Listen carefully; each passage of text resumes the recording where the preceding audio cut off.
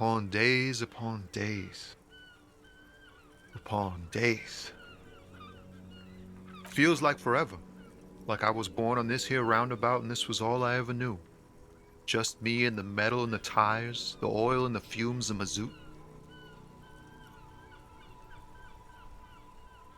Yeah, imagine.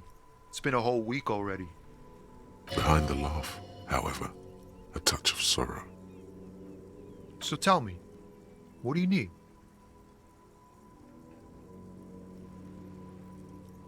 He ain't one of us drivers. I know that. All accounted for. Otherwise, I haven't really asked about that. Been wasting time right here. Keep him busy. It's easy to see he's telling the truth. He's kept his nose out of the dark stuff. Analyzing the fundamental structural and psychological conditions of being stranded in the midst of a sea of motor lorries and their sad, despondent chauffeurs. A sense of surprise there ain't more bodies hanging from more trees. It's like, whatever's going on over at the docks, workers got a blockade set up, making demands, no way in or out. Some pretty wild stuff, I hear. Like a giant new power crane in half the company? I forget what exactly. Good on them, I guess. I've heard talk there's a company rep in town, too. Like a strike negotiator type. They'd know what's up. Precise demands and so on. Ah, yes, from the Wild Pines. We'll meet her soon enough, I'm sure. They want to keep that money flowing in, my man. Ka-ching. Anything else? Yeah, this ain't really my area of expertise. I just do my job and get paid. I have things to do and places to be. All of us do. Us lorry drivers. Cam, your nurse. If you still hang around here waiting for this mess to end, most have scurried off somewhere to get drunk or high. Or laid. Not that I blame them, really. Not my thing. Chasing transient pleasures is a drag these days. I prefer the examined life now. Thinking, reflecting, observing. He tries his best to look nonchalant, but there's a rigidity in him, as if trying to conceal something warm and deep beneath a cool exterior. Ease into it. Don't go too far. This seems like a personal matter. Cool. We all want to know each other, know each other's woes and all. But people, man, they have slippery souls. Just like that, he slips out of your reach. It is possible the yelling didn't help. Don't be a stranger.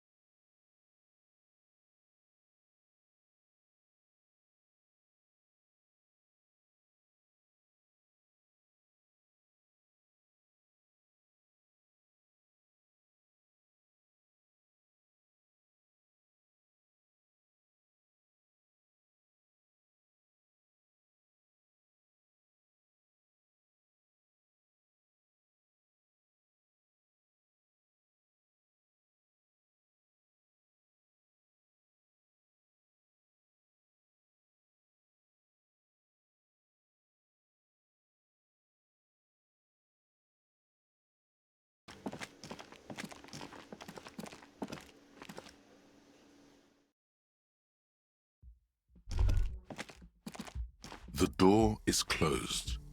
There is no answer. You hear the shower being turned on, somewhere inside. A tremendous loneliness comes over you.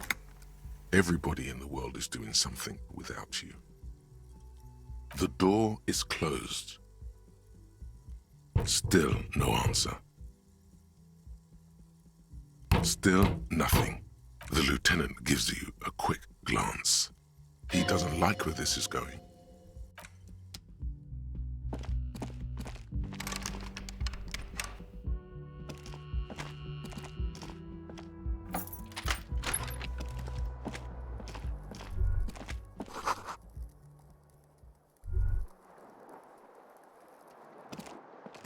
The bed is cold and not particularly inviting, but it's yours. The sheets look awful.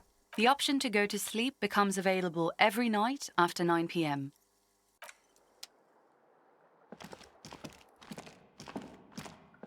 A mirror hangs on the bathroom wall.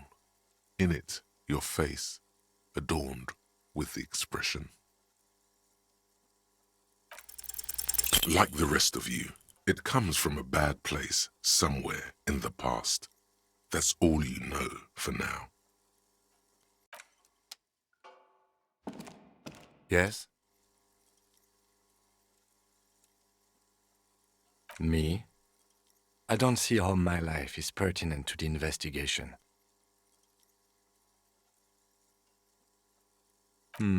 That's a fair point. All right, for the good of the investigation, what do you want to know? That's because I'm half Seolite, or quarter. My father's father was from Seoul. So was my grandmother, but from my mother's side. It's not an interesting topic. It's a part of the world, officer. A geopolitical entity and a geographic division. I told you it wouldn't be interesting. Seoul is a protectionist, isolationist, pan-Isolari state west of the Insulindian Isola. Actually, it's quite interesting. Some would even say mysterious. You're barking up the wrong tree. I don't speak a word of Seolite. I've never met either one of my grandparents, and I've never been to Seoul. I'm a regular Revacholière. That's correct. You feel a slight urge to put the lieutenant down for this, but you can't quite muster enough testosterone. Are they? They're mostly just cumbersome. You could use a good, normal peer yourself. No. The lieutenant nods. What do you mean? I have no idea what you're talking about. The lieutenant's conceptualization skills must be rather rudimentary. The lieutenant is a police officer of the old school. His concerns are material and extrinsic. But this isn't an old school case.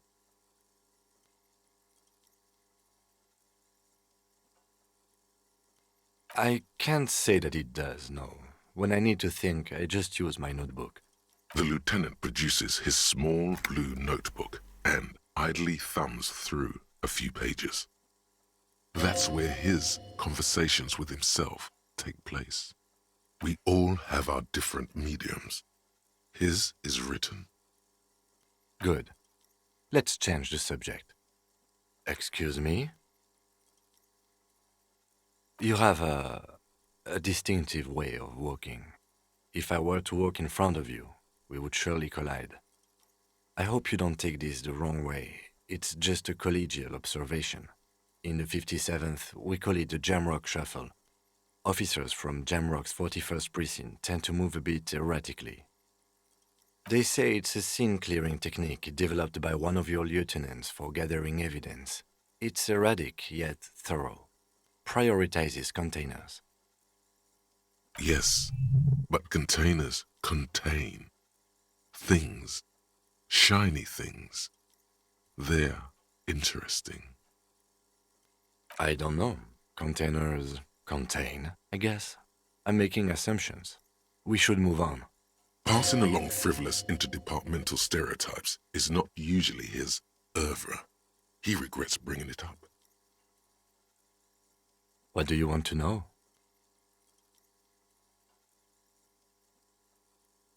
What's there to say? It's just stupidity. The cop kind. Our precincts can't decide if Martinez is part of Jamrock or the industrial harbor. Yours or mine, as if we somehow own parts of the city. Typical street gang mentality. So we've let the union make a mockery of law enforcement here.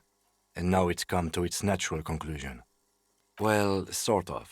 It's less a matter of who gets to police Martinez than who has to. It's an orphan district, in other words. I think the dispatch desk just told both our stations about the hanging. There was quite the brouhaha at the 57th, I can tell you that. Time to settle it, they said. Cop off. But I assure you, I am not their finest or toughest with 102 cases solved. What I am is least interested in a pissing competition. So he volunteered to represent the 57th, but not out of competitiveness. On the contrary.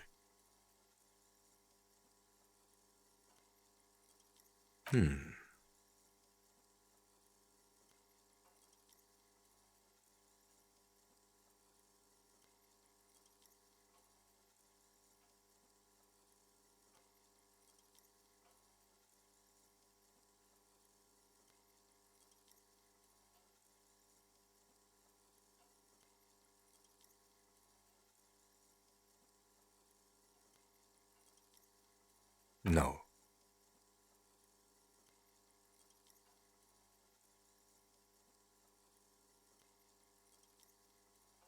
Was there anything else you wanted to ask about the competition? If not, we should move. Martinez? Nothing. It's just a puddle at the end of some drain pipe. No one cares about this place. They care about sports. Most of our colleagues don't even know how to get here. North of the interchange doesn't exist. Yes, I'm an unrepentant spoilsport. Yes, it's a wholly pointless matter. Forget I ever mentioned it.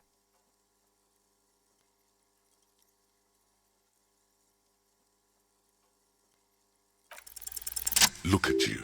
It's because you're a failure. They sent you to slight Precinct 57. Just think about it for a second. You're a raging alcoholic who showed up 3 days late and argues with his necktie. You weren't sent here to win. I've considered it. It would be immensely ugly of them, not to mention unprofessional, but I also think it's somewhat unlikely. I checked the records. This jurisdiction dispute, who polices Martinez, reaches back to the 30s. It's as old as my station. And all this time we can't decide who gets Martinez? I think, yes, both stations would prefer a win. Safe? No. But you're old. You've made it this far. Something has brought you through. We've only just started working together, so I don't know what it is yet. But it's there. So no, I don't think they sent you as a joke.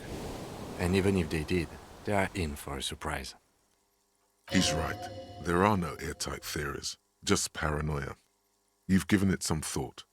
Now let it go.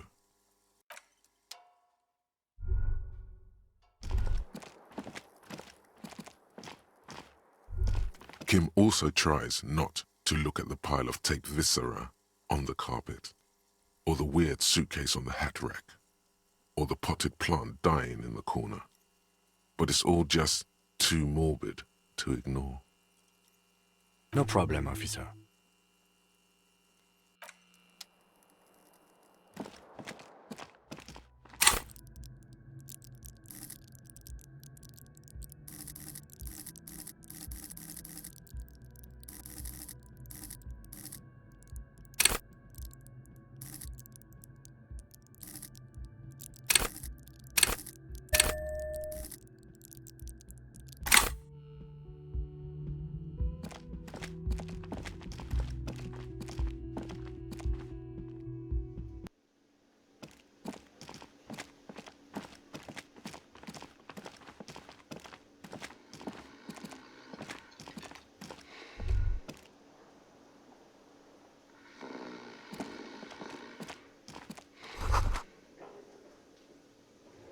That sugary black rum stain on the counter makes you teary-eyed with joy.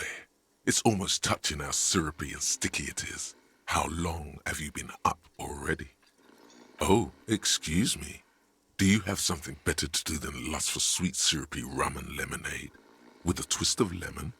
Maybe lime. Maybe who cares? Just rum.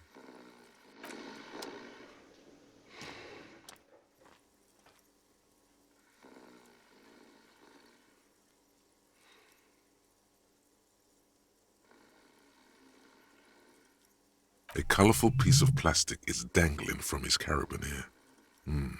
Makes your fingers itch. On the counter, rolled out of his open hand, you see a blister pack of headache medicine.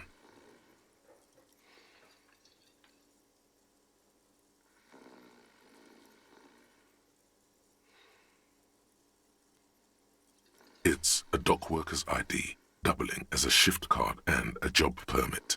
A young, able-bodied man stares back at you from the photo. Santiago S. John.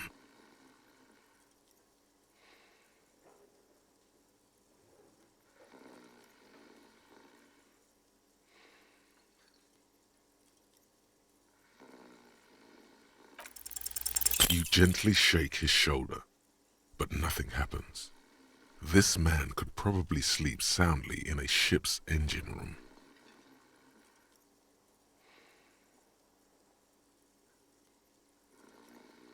The man does not mind. You probably need them more than he does. You've just picked up some magnesium. This item is stored in the bottom left corner of the screen above your character portrait. Use magnesium to heal your morale if you have morale damage.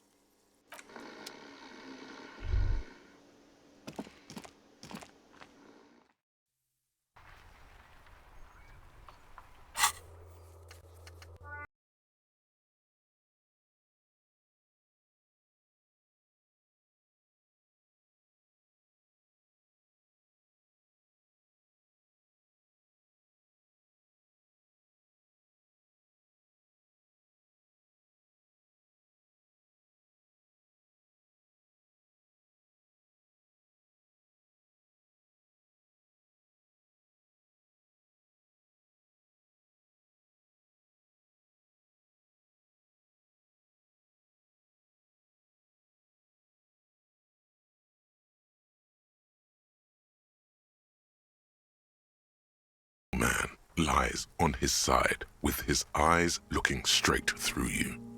The belt is still around his neck. His body is supine and open to intrusion by autopsy.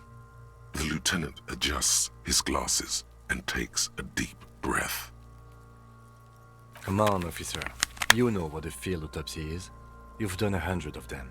What you do know is, at 18.9 kilometers, the dormant shield volcano, Corpus Mundi, is the world's highest summit, and the failure of the 38 single, Et puis descend, to crack the top 20 was the death knell of disco. But what a field autopsy is, you have no idea.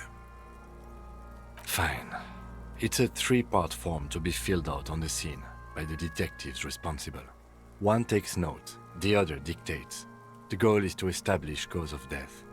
A scalpel is not always required. I hope this is one of those cases. Latex gloves are, however. There truly is a time for everything, even for yellow gardening gloves. However, they are lacking hygienically. I suggest you get in there in limited capacity. I'll ask you when I need you to. For the most part, maybe I should handle the contact and you take notes? In your paperwork, officer, just fill out the field autopsy form. Now they only have one paperwork too. Officer, what haven't you lost?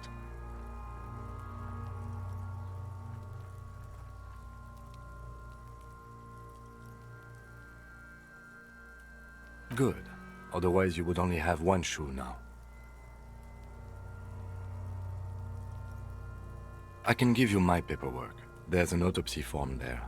Several actually, but only if it helps move things along.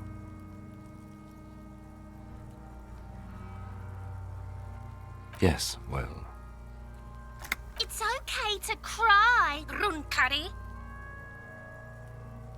right. The autopsy form is near the end.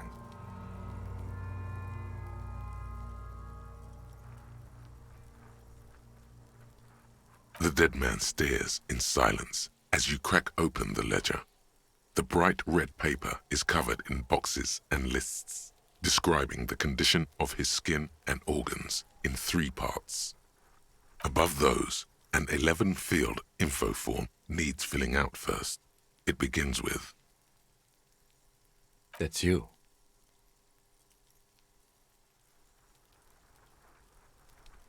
Not an energetic start to an autopsy, I agree. Pig's messed up. Kuno feels pity. Just leave it empty, officer. the corpse lies there, indifferent to your retrograde amnesia. The next box says, KK57-0803.0815. Next, NA. Next, NA. Roughly 50. the corpse looks ageless, like meat on a hook. Mondial.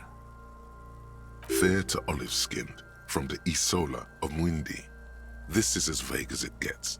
You might as well say whitish.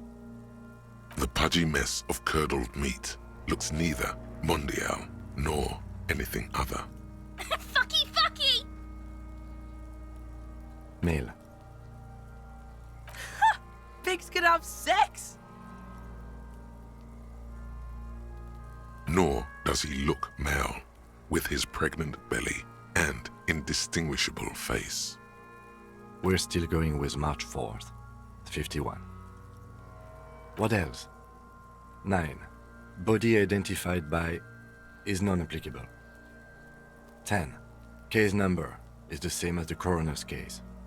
KK 57 0503 0815 listens motionless, with the cargo belt still around his neck. Only one box remains.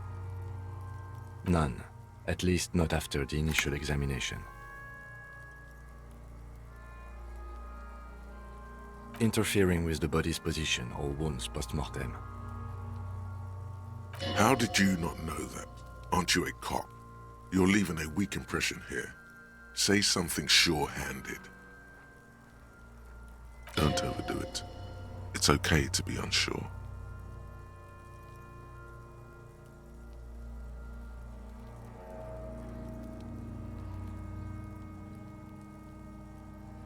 A silent nod. The lieutenant places his gloved hand on the corpse's chest, as if in preparation. Your central nervous system recognizes this gesture. It's the stations of the breath. Ecclesiastic, religious in nature, a holdout from pre-DeLorean burial rites. It takes him 2 seconds to perform. Then, somewhere in Jamrock North, a small wood shed behind Rosencrantz Row, Lieutenant Nick Feuerbach puts his hand to the chest of a small corpse, no larger than a monkey. It's raining outside, light drizzle. There is darkness in the shed. Elsewhere yet, an obese female sits in a wicker chair, her silhouette bull-like against the window. Outside, Grand Coudon. The day is turning dim for Sergeant Mac Dawson. Hand extended, he approaches, to make sure she is dead more than anything else. And so, all across Jamrock, Coal City, GRIH, 42 deceased persons found today, 42 stations of breath. We should start the post-mortem. The corpse cannot feel Kim's hand on his chest. It no longer meaningfully interacts with its surroundings. A thicket of boxes and lists on red copier paper tries to answer why. Clothes. The deceased wears armored boots and white briefs. The make of the briefs is Babrodin, I think. Let's see. See, it's happening. Babrodin, yes. Inexpensive. Size M. Color white. The disappointment is palpable. The red-haired thing Was expecting something more lurid. The boots are ceramic, vitreous enamel. They are fused to his skin from blood flowing downward post-mortem. Removal of the boots is left for processing. The boot has a serial number. It's E50.100.100. The lines between the plates are in the shape of the alphanumerical. The number is purposefully concealed by the design. Tattoos. The upper torso is covered in a single, continuous tattoo resembling a microelectronical circuit board. It reaches from the right shoulder to the heart.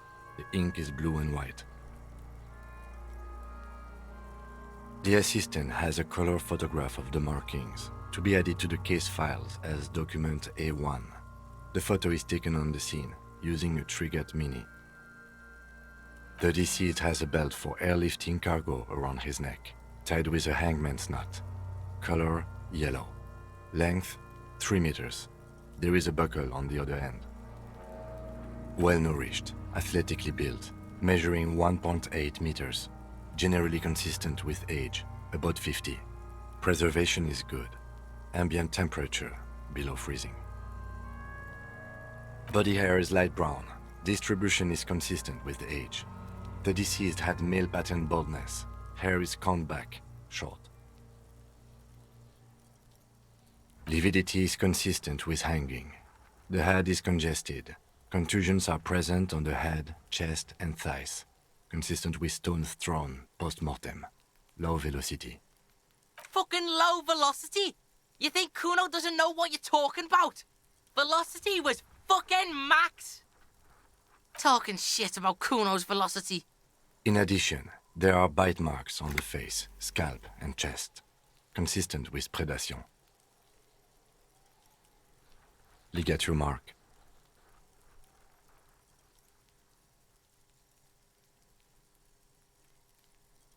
The steel wiring. There's too much of it. We need to remove the belt so we can get to the ligature mark. It's no use. We should get chain cutters. You can try with them. I have a pair in the toolbox of my kinema. Damn corpse. We had a good rhythm going.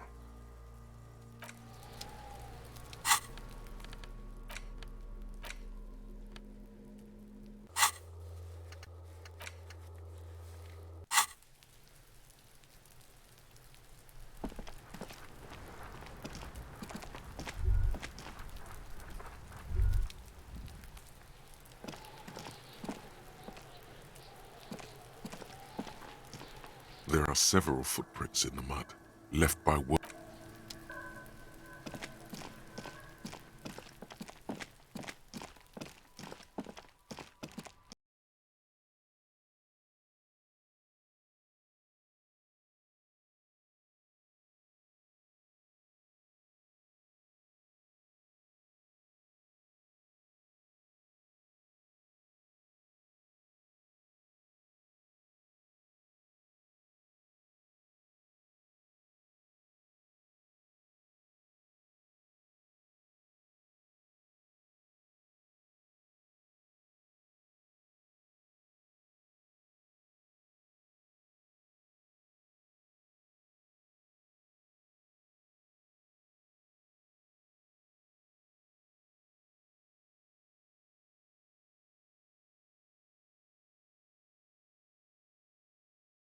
See a set of steering levers, a radio on a hook.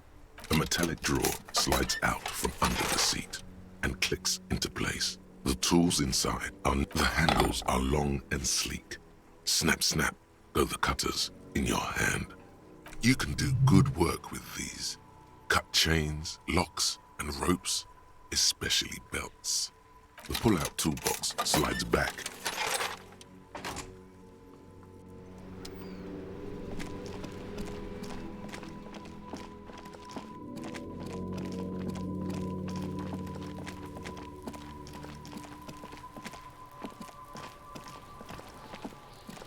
The rotting man lies. The lieutenant adjusts his glasses and takes a deep breath.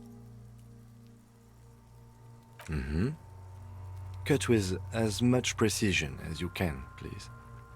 See, My pig is gonna fuck his head off. No, he ain't. Your pig's a boring fuck. The belt is equally tight around the whole circumference of his neck, swelling over the edges like white bread rising from the east. The knot is the weak spot. The chain cutters fit in there, steady now, like a flower arranger. 2 cuts and it should come loose. After some deliberation, you sink the cutters into the knot tying the belt together. You squeeze the rubber handles together, sweat forming on your brow. Snap! The knot is slashed. Another cut and the belt falls apart like a flower bouquet, revealing the dead man's neck and the dark red ligature mark around it. The rope rises to a point, leaving a gap in the ligature mark. The suspension point is in the back of the neck. Hemorrhaging is observed on the skin, above and below the ligature mark. The mark is well pronounced, consistent with a drop from 1 or 1.5 meters. Chest is intact, normal contour, abdomen is protuberant, pelvis intact, genitalia... No! It's gonna happen, see?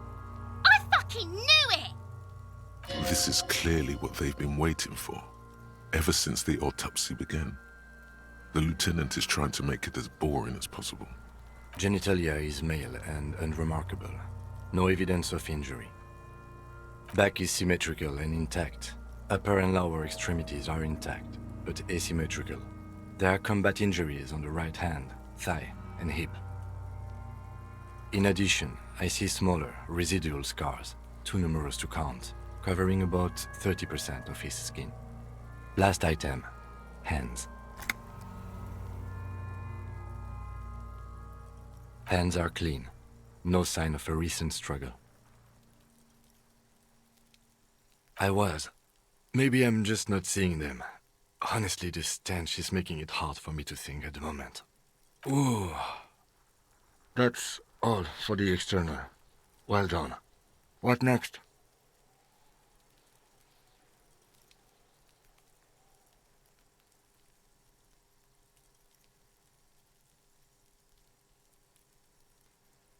Central nervous system. I have nothing. Do you have anything on this man's central nervous system? Of course, there is a moral to be drawn from it. A moral to this story. Musculoskeletal. Purge fluid is coming from the mouth. Not injury related. Eyes and tongue protuberant. Hyoid bone. Let's see. With his eyes almost closed, the lieutenant puts his hand on the dead man's throat and begins to massage it, gently. A rotting smell erupts from the mouth. Purge fluid runs down his lips, black and viscous. Yeah, jack that fucker off! The hyoid bone is fractured. The rest of the musculoskeletal system is intact. Unremarkable. Respiratory system.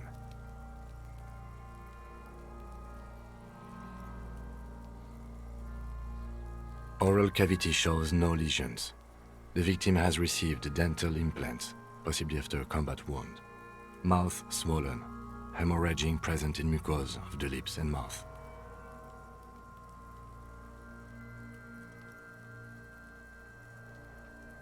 Hepatobiliary, NA.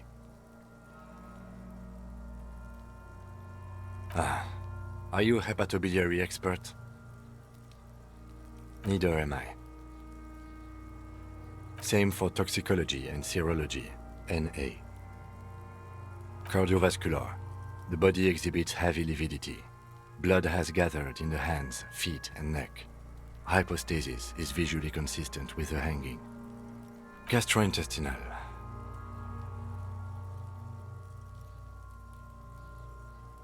Digested semi-solid food in stomach. Voila.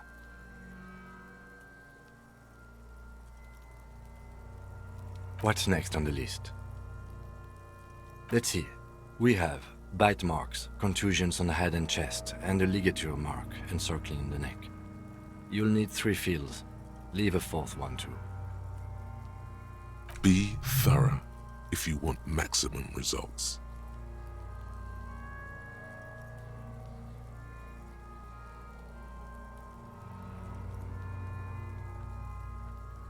Head, chest and scalp bite mark injuries.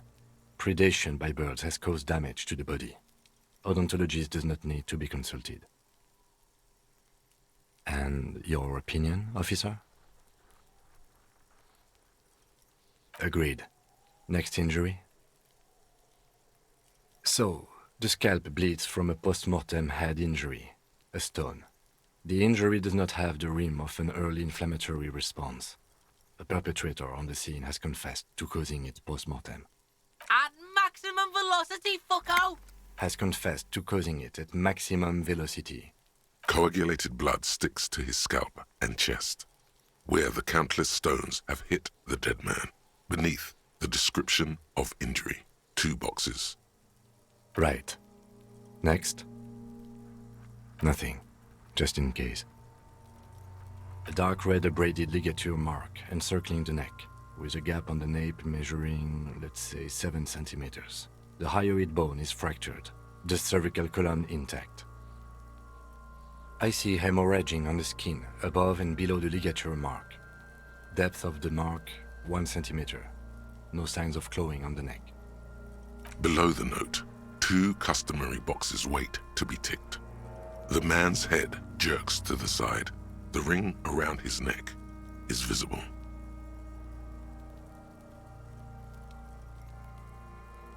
Think for a moment. There's time. Don't rush.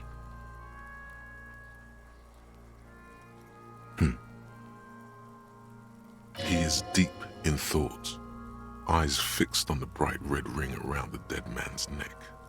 Why do you say that? Okay. Why don't you think it was fatal? Honestly, I'm not sure there weren't marks on his wrist. That part got blurry for me. The stench. But you are right, I was ready to call this. Now I think we should leave it empty, at least for the time being. Let's wrap this up. I pronounce this field autopsy over.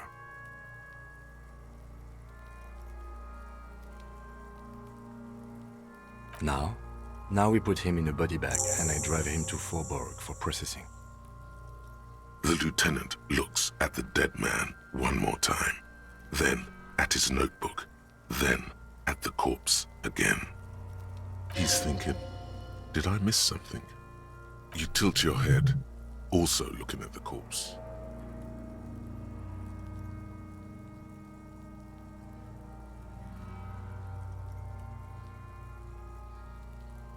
Shoot, Looney Rooney. Do I remind you of someone? A child born with Muller's disease, harlequinism, grown up miraculously. No, not quite. Be fair now. You sure got out of that one, Coppellini. Come back later, Coppo. Amuse yourself with my frank manners and my memento mori features. If possible, also, see me in your dreams.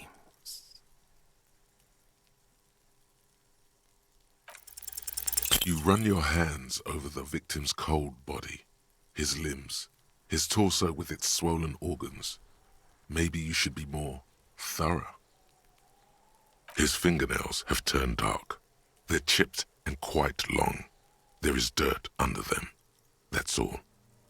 Do you think we missed something? You can't shake the feeling that there are more secrets concealed in the flesh before you. Okay, well, we are in livor mortis here. He is disintegrating. We need to refrigerate the body if we want to conduct another examination, and we need to do it fast. It would have to be industrial in size. Let's start by asking Gart at the Whirling in Rags and the Fritz store down at the gates. If they don't know, but only if all else fails. Fuck are you looking at, Beano man? You want a piece of the Kuno? Wanna get fucked? Only if all else fails. This is one task we cannot sideline. With every hour, whatever we are looking for will become harder to find.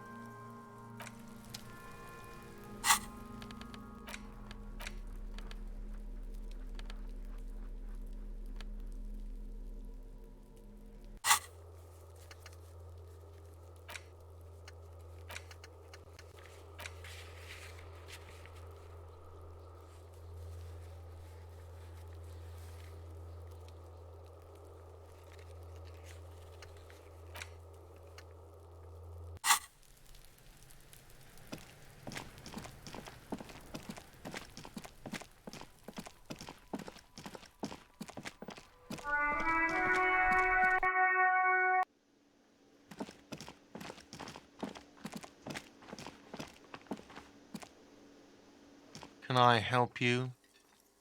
Yes, for the dead body. You want to put a dead corpse into my fridge, right? Correct him.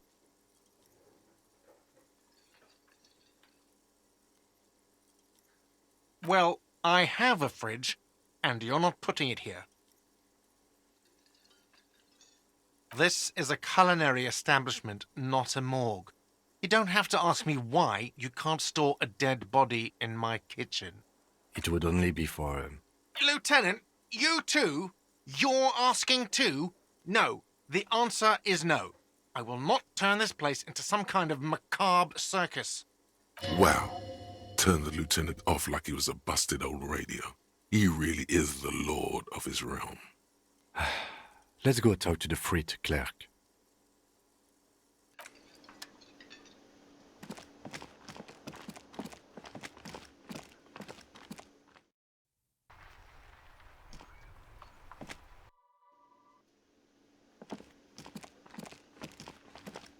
Hello again, sweetie.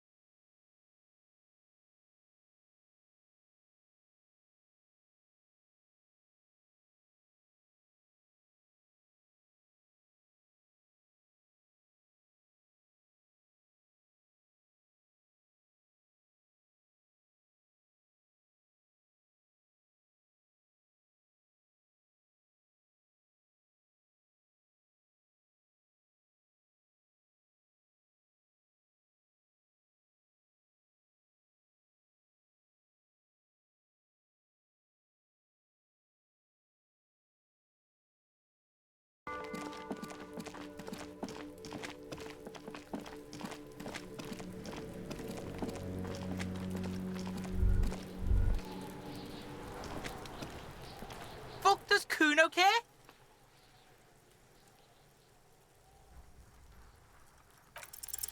What's going on? Is an ungovernable youth on your crime scene, thrown like you don't have enough on your plate.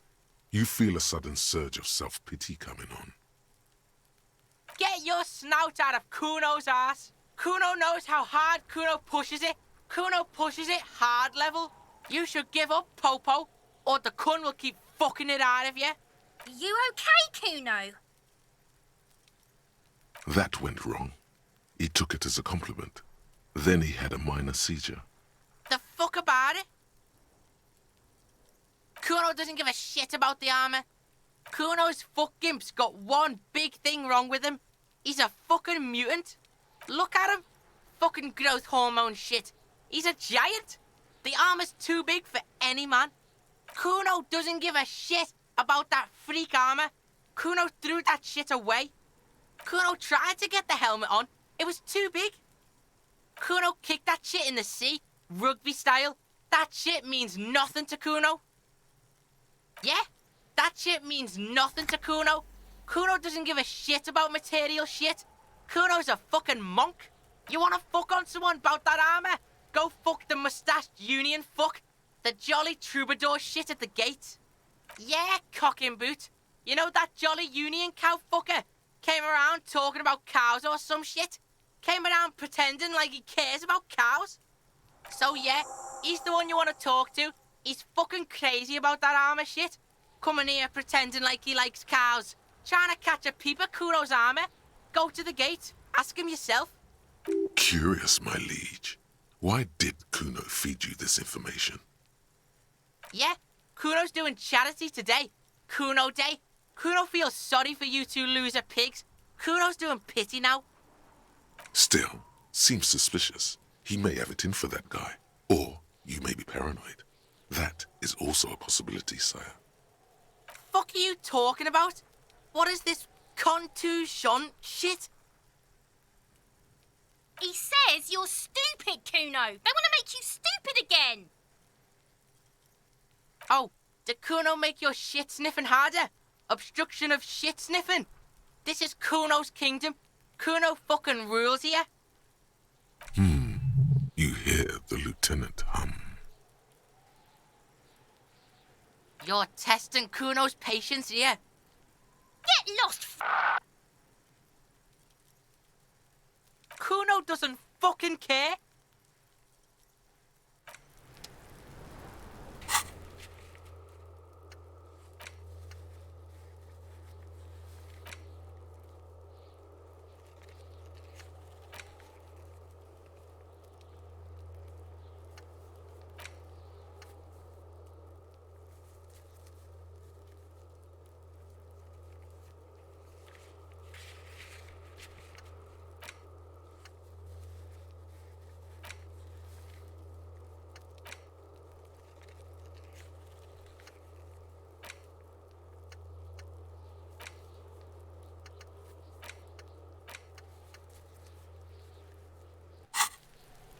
Fuck does Kuno care?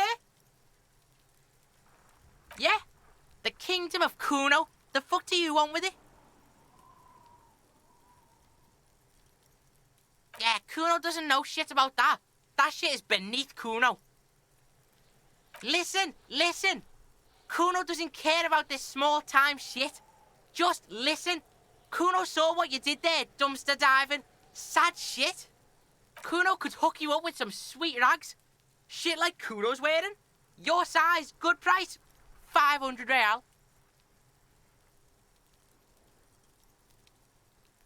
Look, Kuno ain't seen shit lying around, except for that there. Now you want performance gear or not, Grandpa? The lieutenant remains silent, but his expression couldn't say, "I told you so," any louder.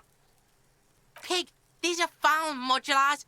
Liquid fit, performance crotch, urban survival shit. Made in Mirova by scientists. Pants scientists. Believe it, you need this shit. These could drastically improve your chances of survival in the urban wilderness. Coach Physical Instrument endorses these pants. They are tartan ready. They will also make you into an idiot. Alright, Pico. Shit's rolling. Don't do business with the pig, Kuno. He's going to steal all your money, Kuno. As you can see, Kuno and C don't trust you. Can't do business without trust. There's more to his distrust than being a pig. He feels threatened by something obscure in you. What that is, however, remains a puzzle for now. Look at that fucking shit. You're trying to get Kuno killed. Fuck does Kuno know? Kuno's not a fucking acrobat. The lieutenant takes a quick note in his notebook. It's a trap, Kuno. Don't climb it, Kuno. Dunno. Kiptas Gardner used to work there. Kipt is a pejorative term used to describe people of South Seminese or Areopagite descent. It used to be a common first name among the Areopagites of Ilmara. Not so much anymore. Look, Kuno doesn't explain shit. Kuno just says shit. Yeah, her. Don't be wondering about Kuno's shit, pig. Fuck does Kuno care about your hunch?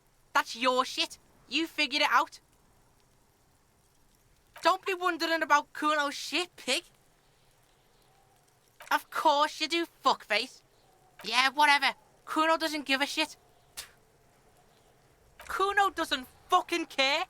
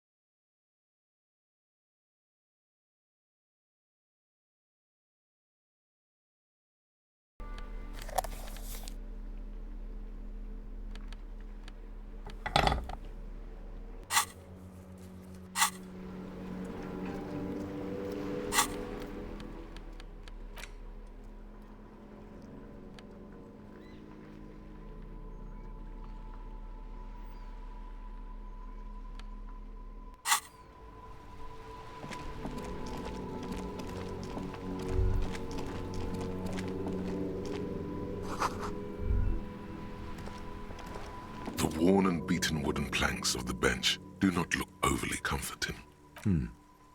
We can sit on benches after we've solved the murder. Let's go. You can revisit the bench if you ever need to pass the time when Lieutenant Kitsuragi is gone.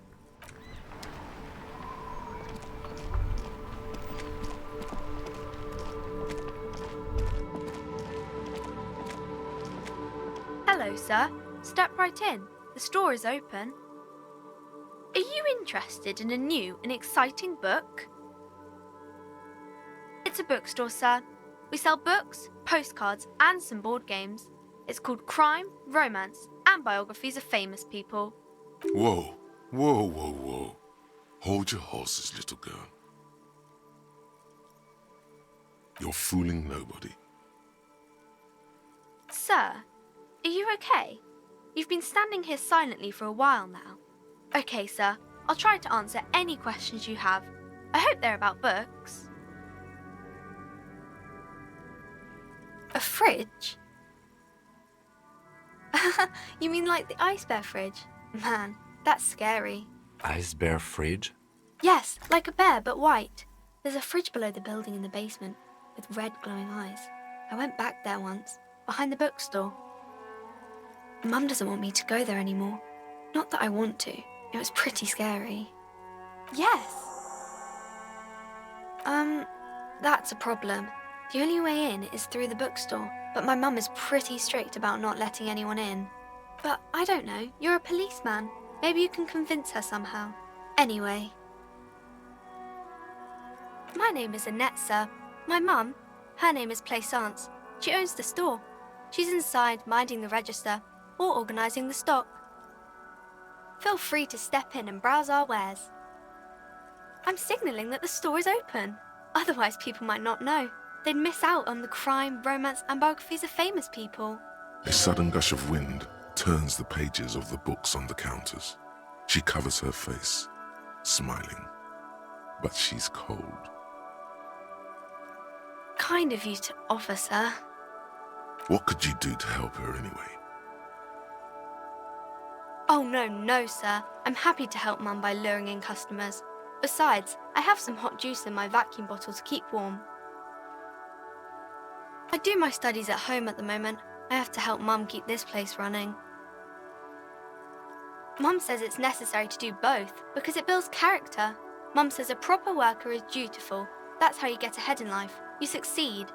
There is stress and unease behind these words. She's reciting etiquette. Mum says it's peachy. She was a little afraid at first. There's talk about this house being cursed. Behind her, The window has been boarded up.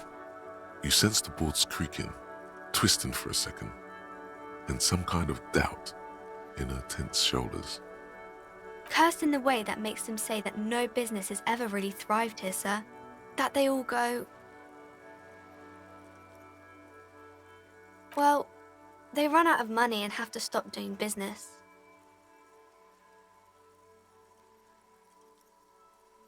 They shouldn't be, but they seem real. Anyhow, they say that these grounds are doomed for businesses. Of course, sir. Crime fiction is about murders or burglaries or things like that, and the work of a policeman or a private detective who's trying to solve a crime and catch the criminals. It's exciting to people, I guess. They get to imagine dangerous things, and it's kind of like a puzzle, where you can guess who the criminal is or how the good guys are going to catch him. You don't look much like a policeman. Didn't mean to offend, sir. Sorry, sir.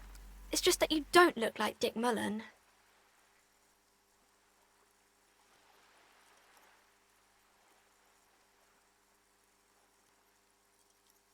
Don't say that. He's not even real. You're real.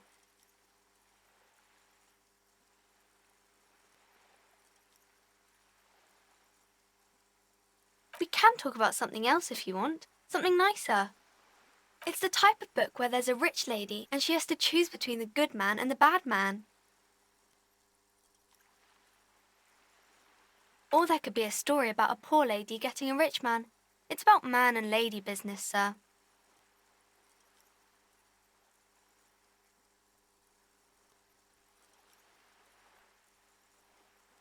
These are not very common.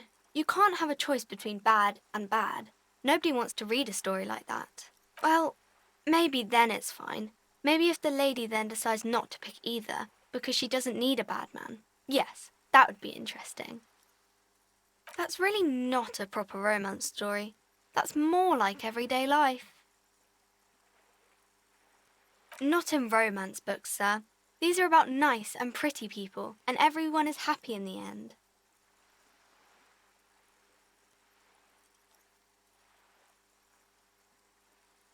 I haven't read many of those. Maybe you should ask Mum.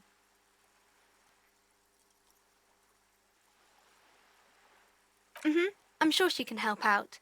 Anything else you're curious about? It happens, but usually the guy gets rich in the process, or should actually be rich himself, but has lost his family property unjustly, like during the revolution or something. Those are unhappy books, for most of the pages. People sad about what they have lost, but then it all turns out just fine in the end.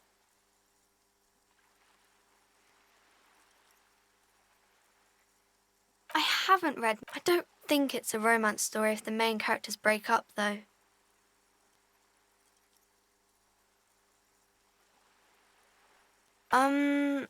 No, I don't know. Yes, she knows books, definitely. What was that?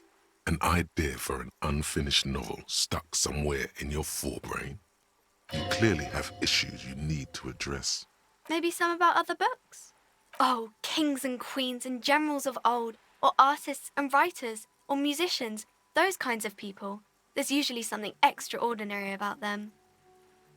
I think that's why people read them, to find the secrets of their fame. Seems like most people who read those books fail to get more famous from reading them. But it does make the famous people more famous.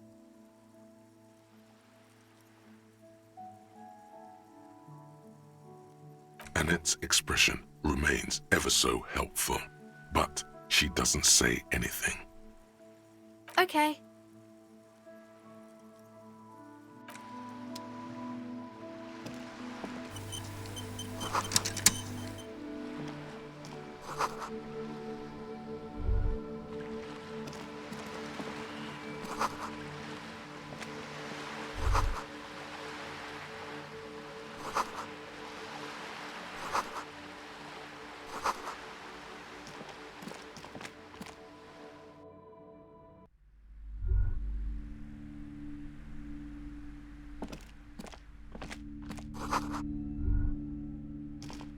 The display rack is brimming with worn paperbacks featuring an extremely muscular, sword-wielding barbarian on the cover.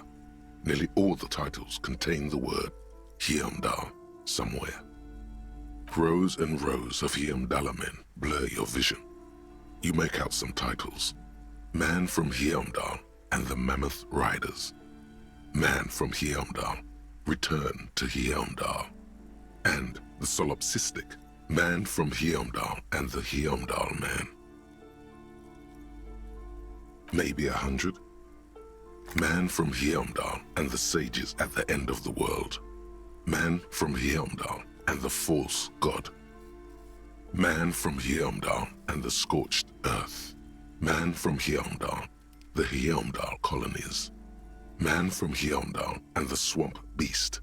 Man from Heimdall and the snow crabs. Not even close. Man from Heimdall in hell. Man from Heimdall and the forest of slaves.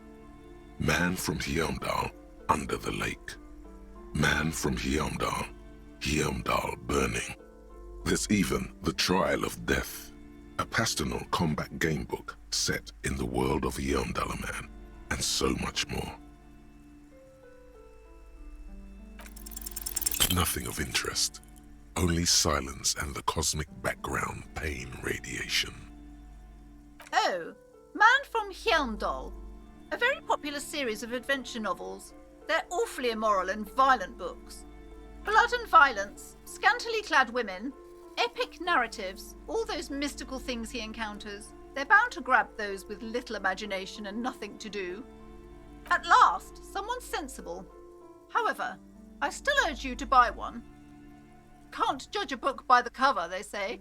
If you're a novice of the series, I'd recommend Heimdall Man, the Man from Heimdall. It's supposed to be a good introduction to the series.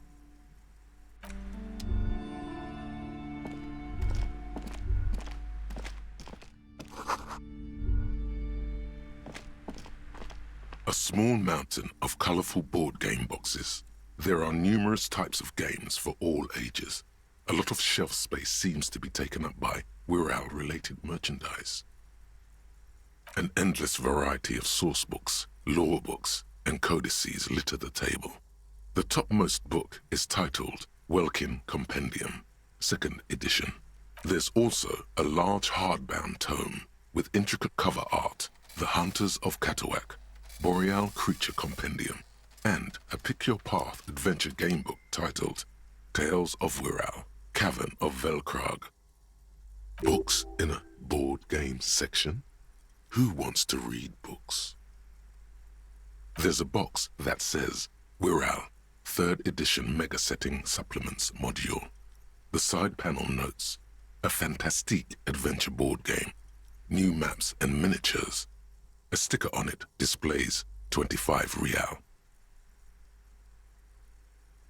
Wonderful board games, sir. The Viticulturist is a classic for sure, or perhaps you'd like Archipelagos of Insulinda, a very educational game for those interested in geography. Raubritter is a fun game of economic competition, but can get quite intense after a while. We have games for the whole family.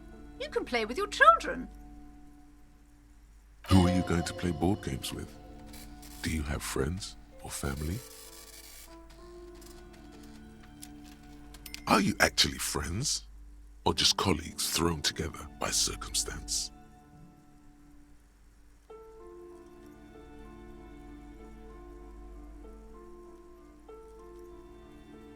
Friends are technically like family. For playing with friends, I'd recommend Suzerainty.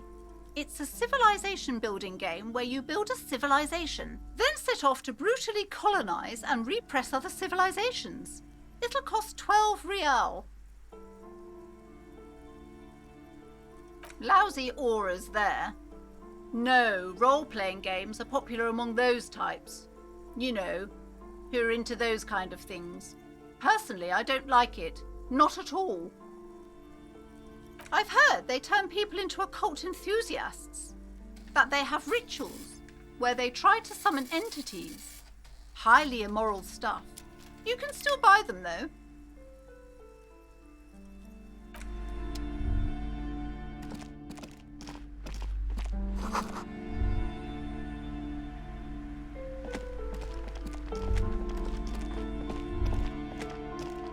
These shelves are overburdened with books from the same series. You see the name Dick Mullen over and over. Crime fiction is a disgrace. An asinine misrepresentation of the physical attributes of the arduous everyday work of actual police officers. These books greatly overstate the excitement of police work, glossing over how long it takes to actually follow up on leads and eliminate dead ends. What's more, they completely ignore the psychological hardships of year after year coming into contact with people during the worst days of their lives. Not a single mention of all the stress this work creates upon the officer's family. Detective fiction just doesn't tell the truth at all. Now, would you like a list of all the books found on the shelf? You see Dick Mullen on the job. Get Me Mullen. The Stalwart Adventures of Richard P. Mullen. Dick Mullen and the Murder in the Orchard. The Sordid Affair of Dick Mullen. A killing is declared. Dick Mullen in the Murder House. The Final Case of Dick Mullen. An obvious lie.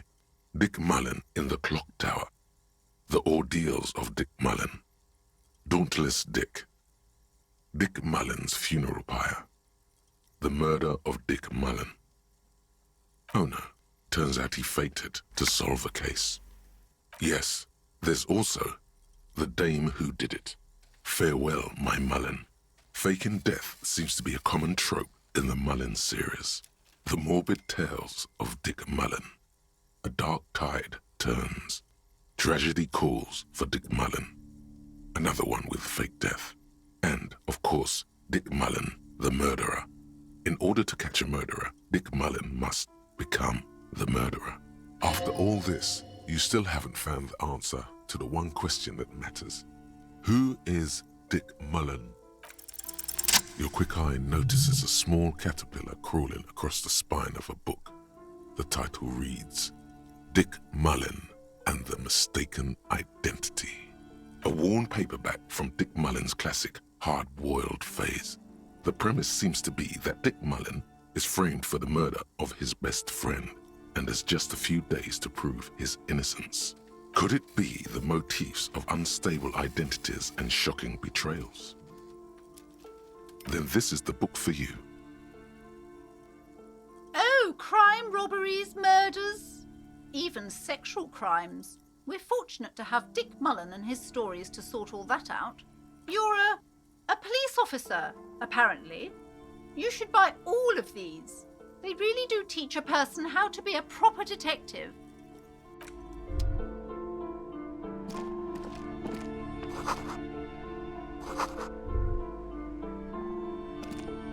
The plaque on the shelf reads, Biographies of Famous People.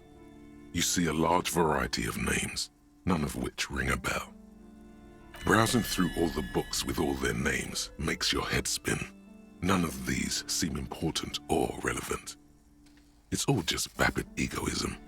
Suddenly, a particularly odd title catches your eye. It reads, High Speed Love, the tragic true love story of Jacob Irv and Alfie Delatraz, by one Cecilia Averbrook. High Speed Love chronicles the romance between two of the finest tip-top tourney racers in history. One of them is the madcap driver, Jacob Irv. His blonde mane graces the cover. Next to Irv's life story, you see a slim biography of an Occidental rock star called the Anti-Star. He's famous for shooting morphine into one of his eyeballs and cocaine into the other. Next to that, Rivasholian radio personality Guillaume Bevy stands in front of a rundown drug den. He's a permanent fixture on Channel 8, reporting on real-life crime and ruining cops' days. I really must insist you buy one of the books. Reading them is not for free. Do still browse, though, but not too long. I'm sorry, I did not mean to rush you. You are browsing. Go ahead. Take your time. Time is commerce. I would say... The Greatest Innocence. Yes, most certainly. It's an important educational tool delving into the depths of history, religion, and their relation to innocentic power. A very influential historical figure, but surely I don't have to tell you that. You're a law officer, and law officers have at least some education. The book is also very daring. The author aims to re-examine the universal understandings of the innocentic system, creating a fresh vantage point and a shift in the tired order of things. Certainly, it's prudent for a person to have at least an elementary understanding of history and society. Imagine the chaos we'd be in otherwise. You feel like you should get this one. Definitely. It's important somehow. There's something personal inside. A true cultural touchstone. Enjoy the read. Aces high.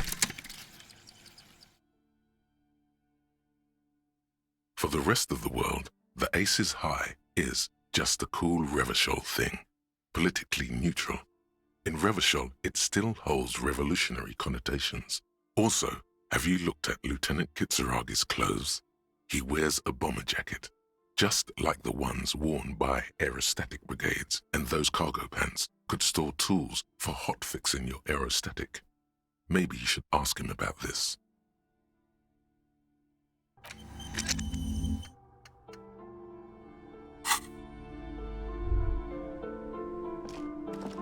Several maps have been attached to a bulletin board hidden inside the alcove. They're held up by small pins. The board has come loose from one corner. The maps look old and faded.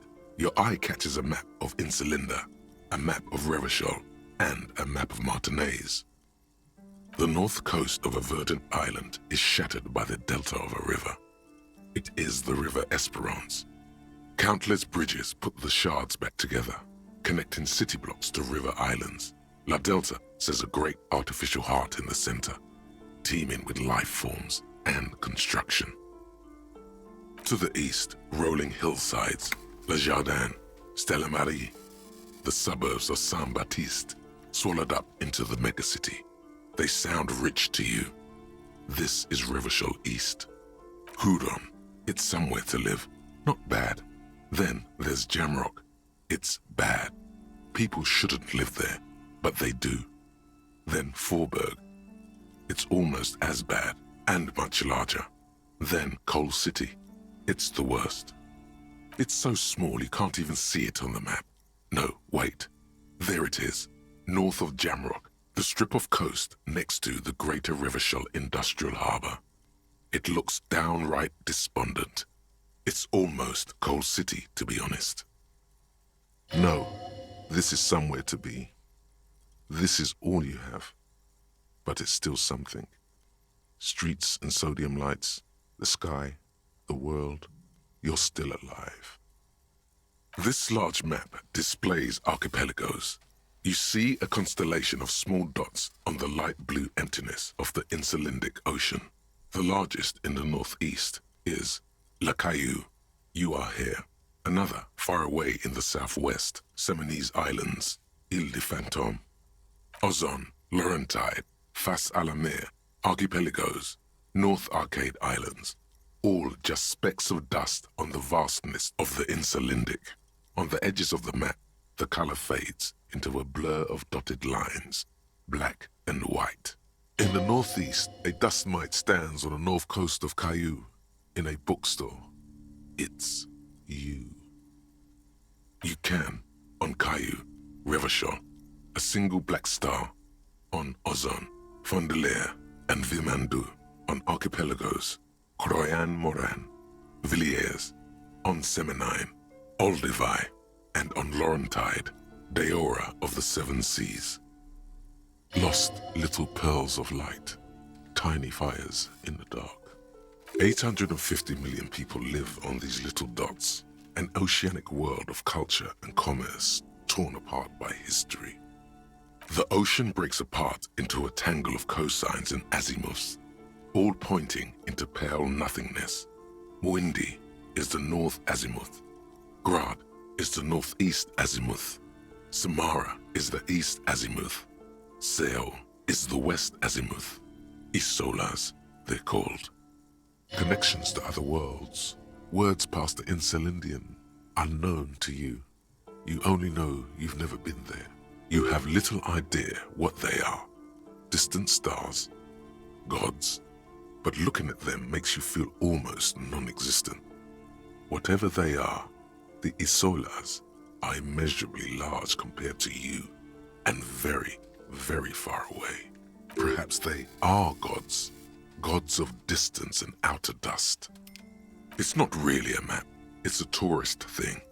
A picture postcard with buildings on it, drawn from an isometric perspective. A date in the upper right corner says 48. Still, it's detailed. Could be pretty useful for scouting ahead. You see the jagged boxes of an industrial harbor, even the whirling in rags there. I'm sorry, officer. The map of Martinez is the only one available. The other two are not for sale anymore. And besides, you could scarcely afford them. They're quite valuable, though they might not look it. The map of Martinez is 90 cents, though. That old thing? It's an out-of-date map of a tourist location that never was nor came to be. From when some design studio people tried to spruce the place up 4 or 5 years ago. They also renovated the horse statue, set up those coin-operated viewers, and designed the new street lamps. They didn't get that far, for some reason. A shame the project never got going. Would be nice if someone fixed Martinez up. All these ruins are bad for business.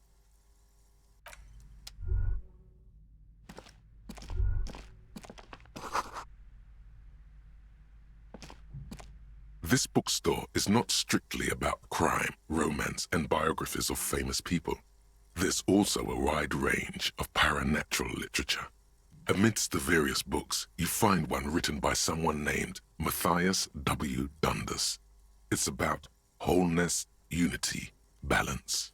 The point of the book, and many others on this shelf, is to give people medicinal advice in situations where they don't have access to paid health services.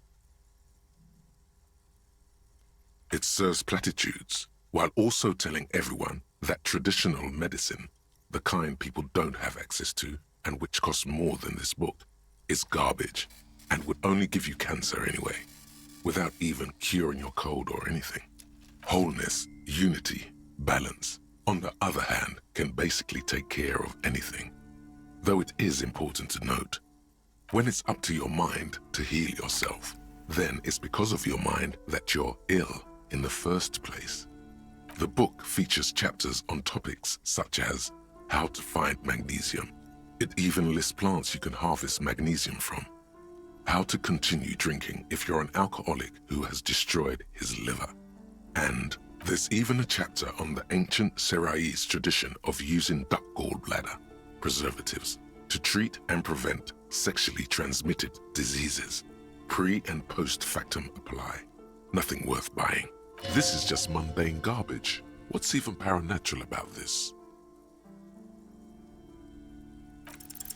The throbbing in your head increases with every passing moment you gaze at this shelf. Suddenly, as if out of nowhere, a small green book becomes apparent. The title of it reads, Medicinal Purposes of the Pearl. The book contains descriptions of various pseudoscientific therapies, alternative medicines, and folk remedies involving the pearl, also known as le territoire. For example, it recommends vigorously swatting one's naked body with a venik or hand broom, made from the leafy twigs of a young birch tree from the near pearl. It is supposedly invigorating and good for the circulation. It also recommends consuming distilled spirits like vodka or whiskey that have been aged in the pearl. Readers are instructed to cover these jars in a shallow hole just inside the pearl and leave them there for 30 to 60 days, depending on the potency desired.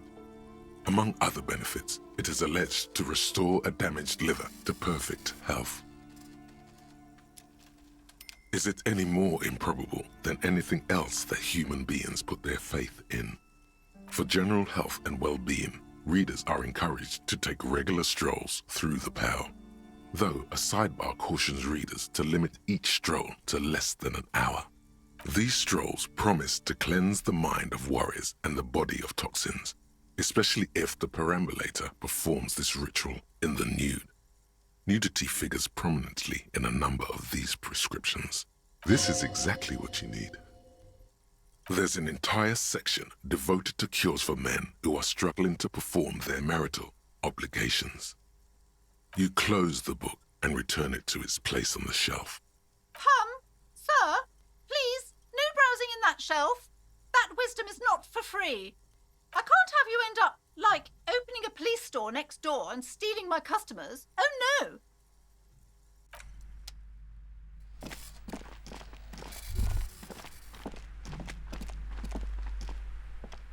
Welcome to Crime, Romance and Biographies of Famous People. My name is Plaisance. Be welcome, and please take responsibility for the energy you bring into this space. I am the proudest owner of our little shop of culture. Annette, yes, my daughter. I hope she wasn't slacking off again with her nose in science fiction. Tell me, was she at her post doing her job like a proper girl? Wonderful! Did you talk to her? Great! On a scale of 1 to 10, how compelled were you to buy books after talking with her? Her opinion of her daughter depends on how well she lured you into the store. My precious, her dedication brings joy to my heart. If you have children, I hope they turn out as great as my Annette. As a young girl should be, with the proper attitude, she'll have a bright financial future. The woman before you scans the store, her shoulders rigid and tense. Every now and then, she nudges her glasses.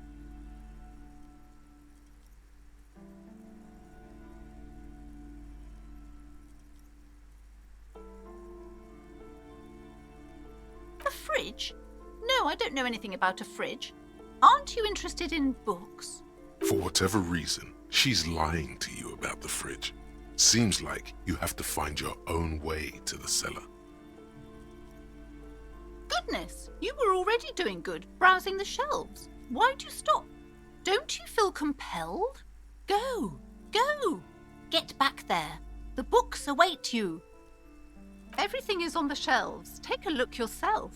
The shelves compel you, don't they? She's attempting to mentally direct you towards the shelves. She only wants you to buy the goods. She doesn't care about the books. She smiles and nods, seemingly relieved. Cursed? Who said that? Annette? I will have a word with her. This place is not cursed. It has a robustly magnetic energy. Good for commercial activity. My business is thriving, sir.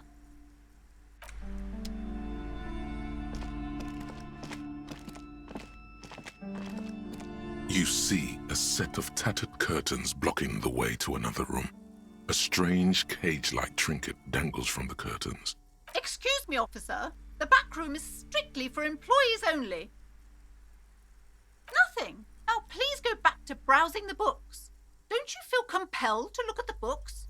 The books are all you care about. She speaks almost as if she's trying to put a spell on you, urging you to buy more books. Oddly enough, the more she tries to draw you away from the curtains, the more alluring they become. You see some kind of charm, an irregular polyhedron assembled from bones, sticks, and straw. Inside, a disturbing fish head with empty eye sockets stares at you.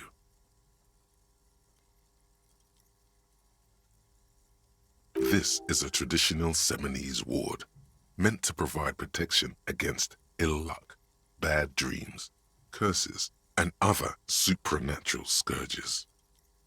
Inhabitants of Île de Fantôme, the Seminine Islands down south. Aside from poking at it suspiciously, there is nothing else to do with the fish head charm at this time. The curtains remain shut before you.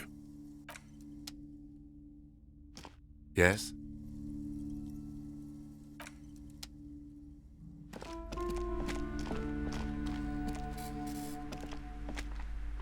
again, esteemed officer, and welcome to Crime, Romance, Cursed? Who said that? Oh, yes. How's my precious doing? As a young girl...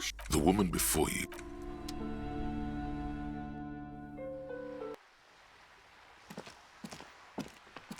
Hello.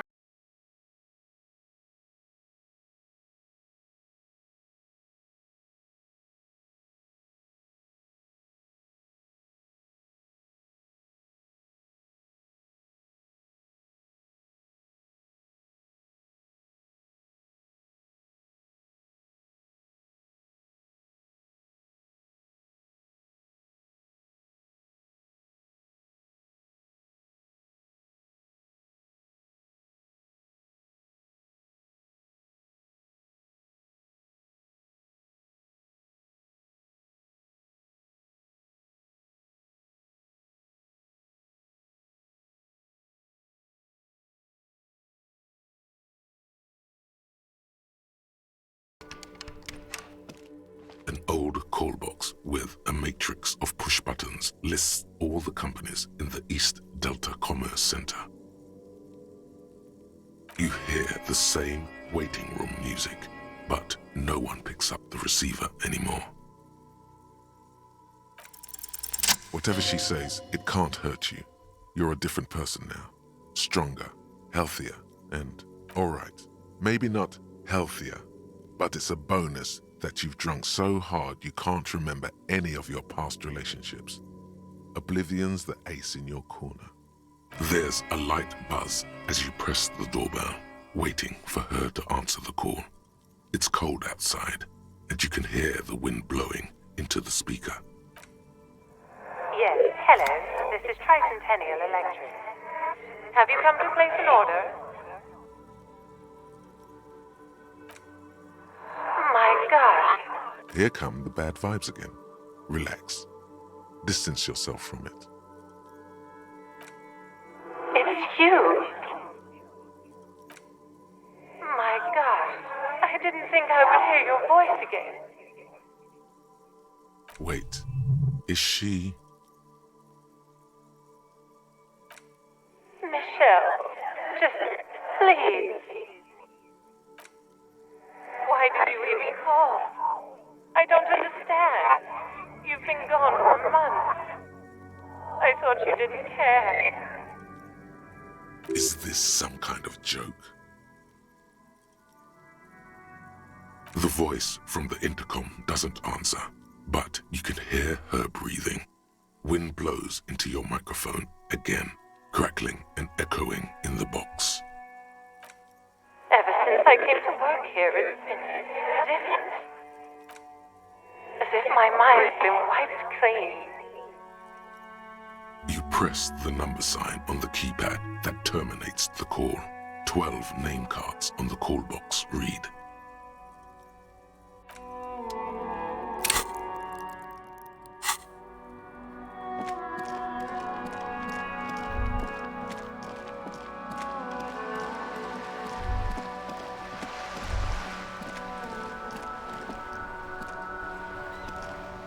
Life doesn't need to be a struggle. I'll be with you in a moment, officer. Let me just finish my sandwich. Talk to angry old René first. Have you no shame? Whining about your back every time you bring out the measuring tape. René, you're a man with a fork in a world of soup. Please, let's just try to enjoy the game, all right? I'm trying to, but you keep breaking my concentration. You're old. I can see that. We're both old. Now stop grabbing your ass like it's a girl. These manly men are playing balls. This is a ball game. Grab a ball and play it. Don't ask questions. Shoot first. Ask questions never. No, you got this. There's the ball. You're the game. See? Your munching and complaining have ruined my concentration. Could the objective of the game be to throw the metal ball so it lands by the wooden ball? Ah, mon Dieu. The pain in my back is unbearable. I can't even say if it's in my back or hip anymore. Feels like it's in both. I hope you pass out from it, you goddamn jellyfish. Men like you are the reason this nation is sinking. Trying to throw something as close to a predetermined point as possible. Measuring. This must be the age-old game of petanque. Shush. Ignore them. They don't know what they're doing. They're old. You are letting down yourself and the team. Get in the damn game already. Eyes on the ball, Dinky Winky.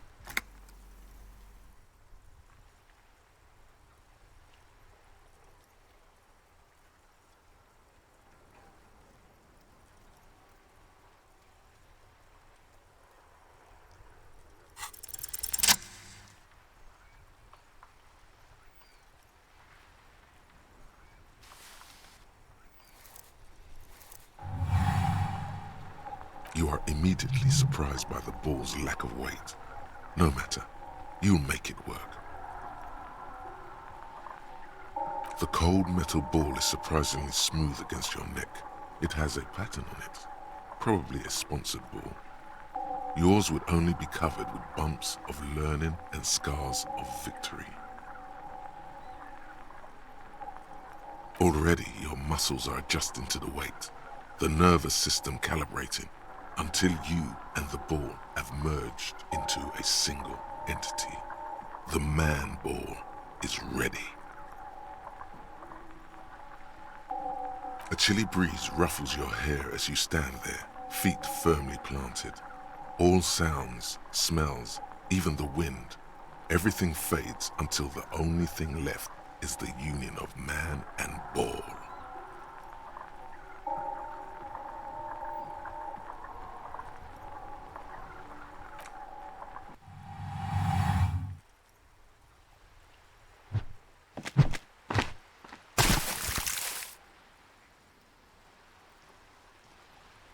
Merde! Bordel de merde! What the hell is your problem?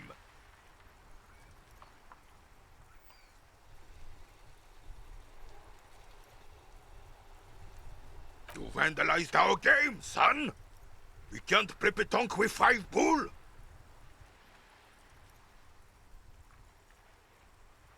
No, we are not good, goddammit! We want our bull back! Take it easy, René. This is just a misunderstanding, isn't it, officer? No harm done. Of course there's harm done, you orange slug!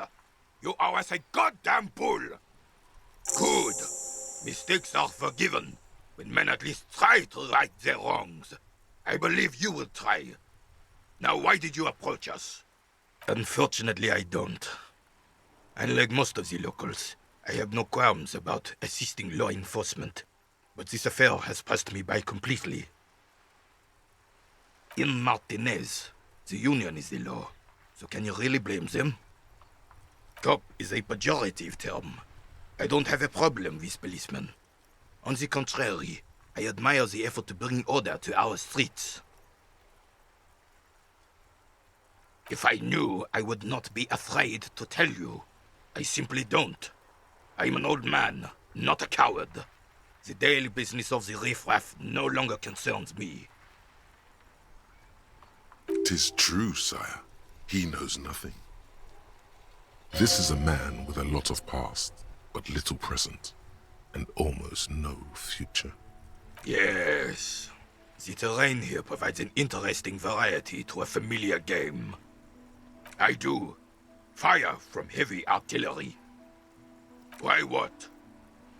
Because that's what happens when communards hijack your country, execute your supreme leadership, and turn your capital into a slaughterhouse. You use heavy ordnance to clean up your home. Commies, communists, socialists, anarchists, call them what you like. They just chose the name to feel special. Senseless sentimentality. Sadly, no. It was the foreigners who brought them to their knees. We fought valiantly. Too valiantly. So valiantly we got licked. Should have fought dirty, like they did with their suicide sex cult propaganda and mad anarchist women strapped to shrapnel bombs. We didn't though, and we lacked caliber. God bless him, but the suzerain's cannons simply weren't big enough. Because this place is a damn beachhead. Had to soften the commies up first. Yes, the military coordinated amphibious landing to take back Revachol. Martinez was used as one of the 3 footholds in Revachol during Operation Deathblow in '08. The other 2 are off in Stella Maris and the Delta. This here is Blood Ground, where Coalition boots first made landfall and cleaned those rabid dogs out. Most likely, we're playing pétanque on their mangled corpses. Blood ground. You got old René going there. Like he isn't hungry enough already. Damn right, son. They laid the fire of hell on the city before they stormed it. And it worked, too. The rest of the city got cleaned up, but Martinez they keep as a monument. And now the Union Socialists are practically running the place. Well, it's your own damn fault. You, we, the Coalition, Revachol, whoever you want to blame, never finished the job. Officially, the party never surrendered. Of course they still all influence. You don't even begin to truly understand the players on the table, let alone the specific circumstances surrounding the... What do you think? Thinking men have opinions on these things. Present one.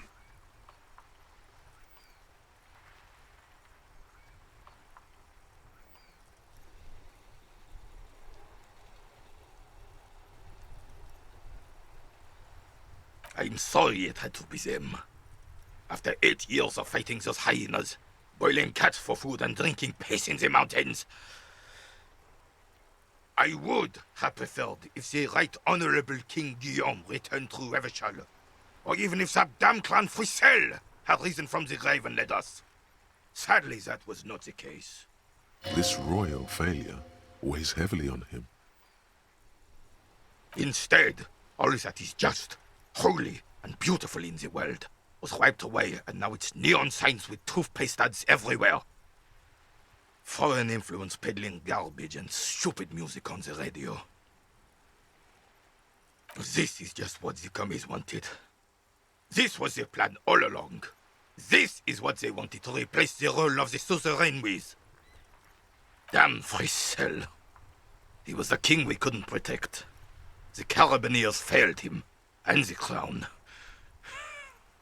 He died in the hands of the Hyperlay, in a very public execution. He slouches as he says that. It makes him smaller, admitting they left the king to the mob.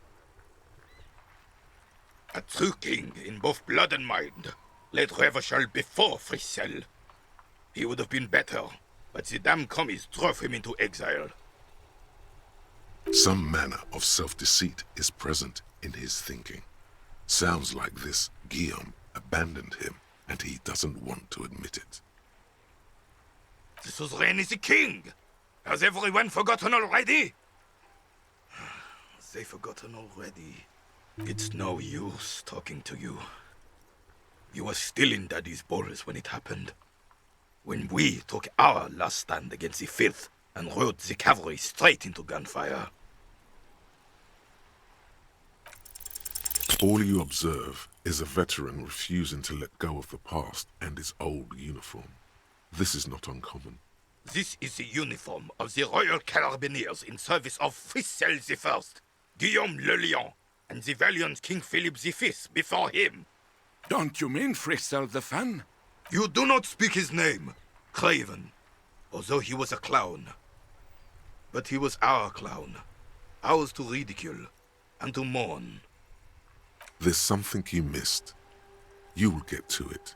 Don't worry.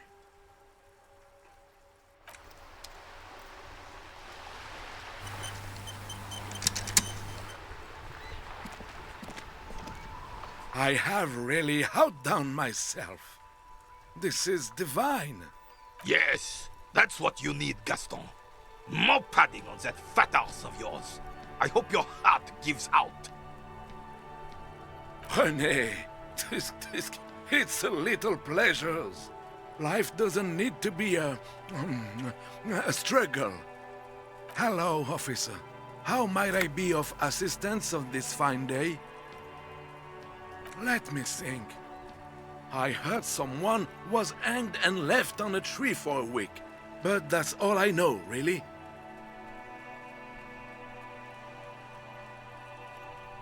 No, officers, I'm sorry, and I really would like to assist. You are both good guys. I can see that. Then help them, you wimp. You have plenty of shoulder with the ghost caviar in the Union. Someone must know something.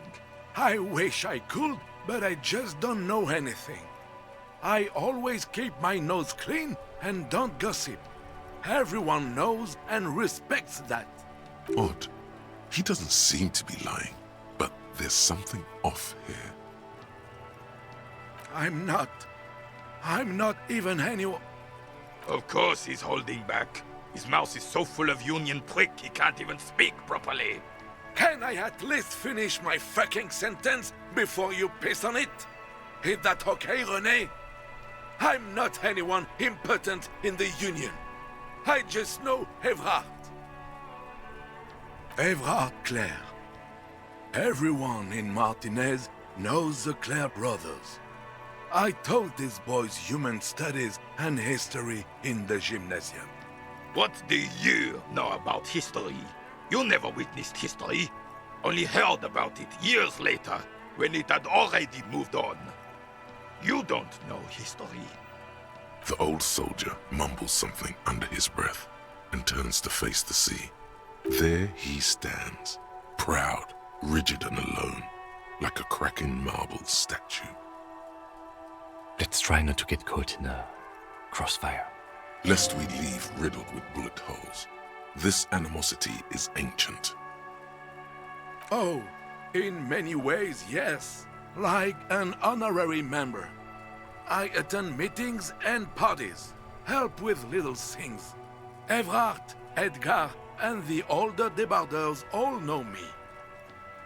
Not in the technical sense. I don't have a vote or a membership card, but Evrard keeps me on the payroll, just for the little things. So that's what it was before. Him hiding something. He tries to make it look like he's a big deal in the Union, and now the illusion is disintegrating before your and René's eyes. Of course he's not a member. He's not a member of anything. I knew that.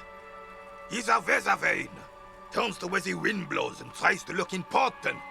I hate the socialist rabble, but even siding with them is better than living your entire life on the fence, never committing to anything.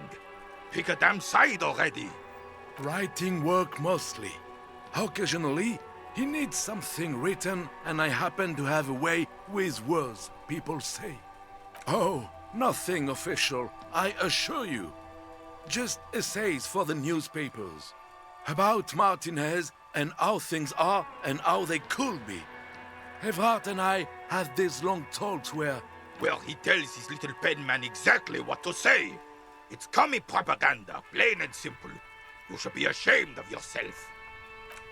No, thank you. For being consummate professionals. You'll have this case wrapped up in no time.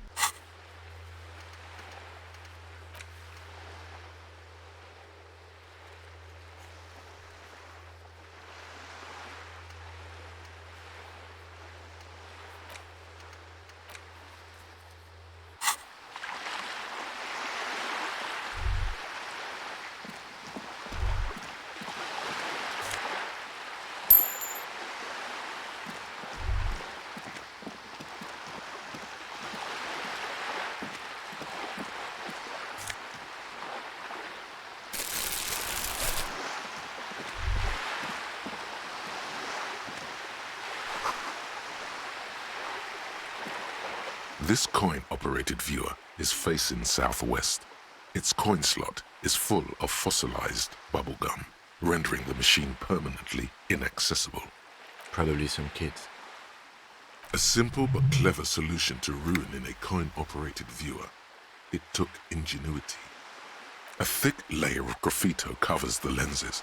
You spell out the word Onug written on the other side, with N and C scribbled backwards.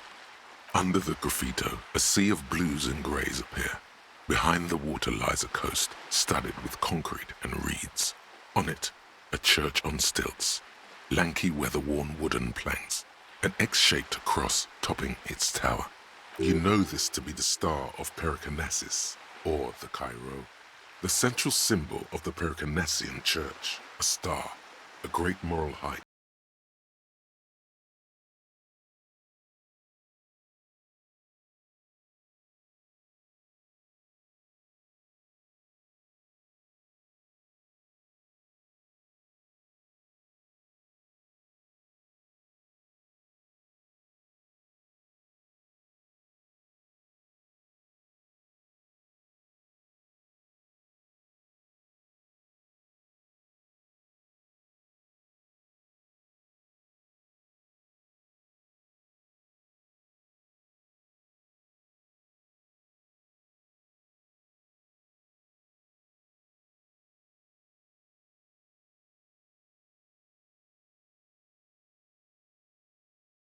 Five centimes and pull the handle while looking inside. Then use the focus knob to zoom in if necessary. Your money disappears into the coin slot. A clunk, the ring of metal. The curtains on the display open. You lean in to catch the view. It's blurry, different blues and greens. In the middle of the shimmer stands a drab grey shape, like a ghost. The lenses shift. The ghost sharpens into an islet in the bay. In the ruins, a man-made structure is visible, a half-sunken sea fort, its concrete almost reconquered by nature. It looks as if it was abandoned quite some time ago. Nothing but a rotten tooth remains of the anti-aircraft tower. A lonely birch tree grows out of it, its leaves ripped from it by the winter wind. Really? I don't have the eyesight to make it out. The little brave birch tree seems to wave back in the wind.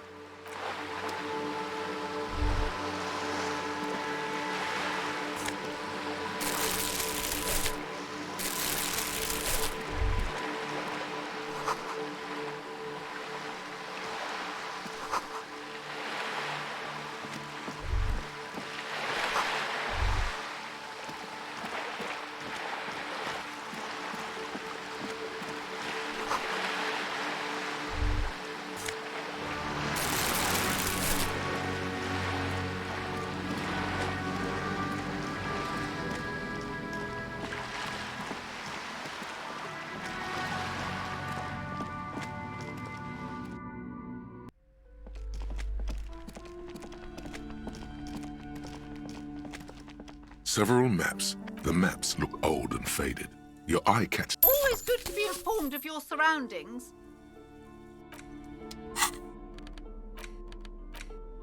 The worn map features the patchwork grid of the streets of Martinez, with directions to appropriately touristy locations.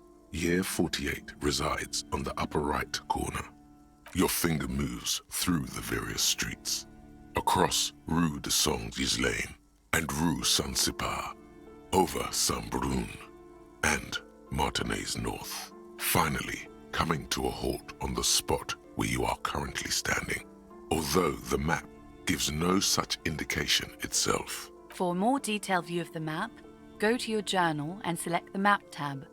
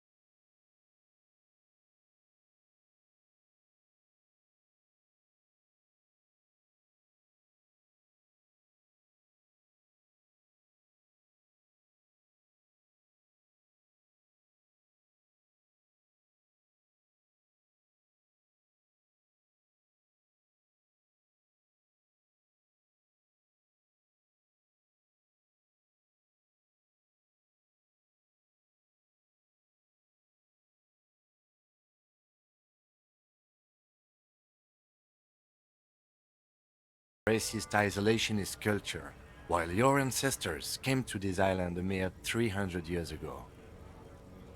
Every school of thought and government has failed in the city, but I love it nonetheless. It belongs to me as much as it belongs to you. It's men like you who keep Revachol divided, making it that much harder for everyone to climb out of this post-war limbo. Oh, come on, man. I just said welcome to Revachol. It's a lorry driver thing. I know exactly what you meant.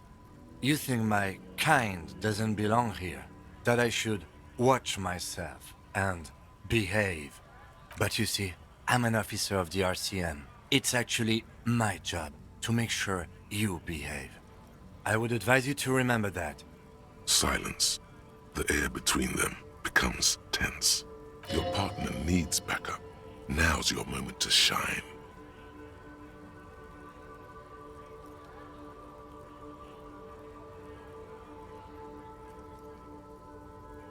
Whatever you say, officers.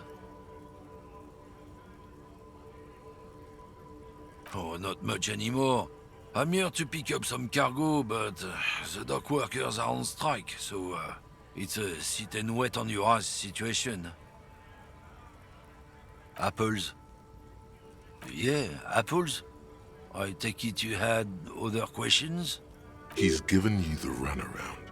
Let's be honest, you were best. Oh, not much anymore. The strike? I'd have been at it for a while.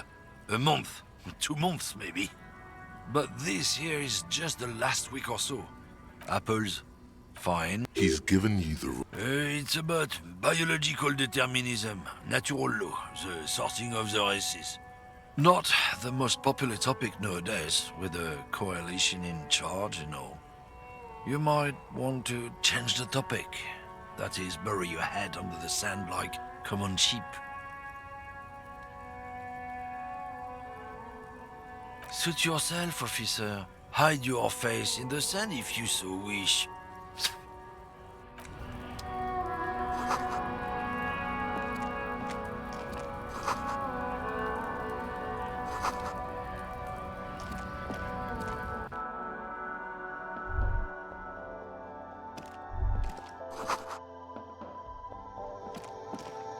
The tear machine stands in the corner. A sign says, 1 bottle equals 10 cents. Your bottles clunk into the machine, and the money appears with a satisfying jingle. You're a richer man now.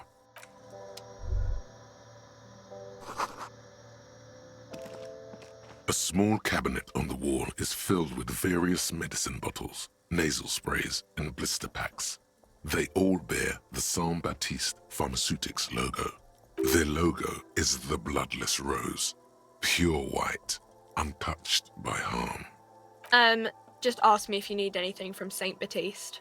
We don't stock prescription meds, but we do have Nosafed, Duramine, Magnesium, and Hypnogamma. Saint Baptiste, you know, the pharmaceuticals company. Saint Baptiste Pharmaceuticals, the one that sells meds out of Saint Baptiste. That one. There.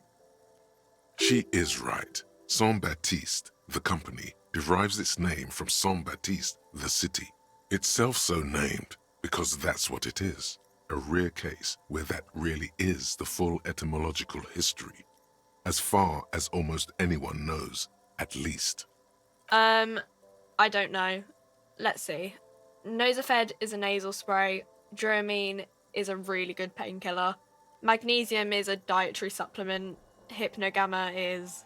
I don't really know what Hypnogamma is. I guess it makes you feel less shit.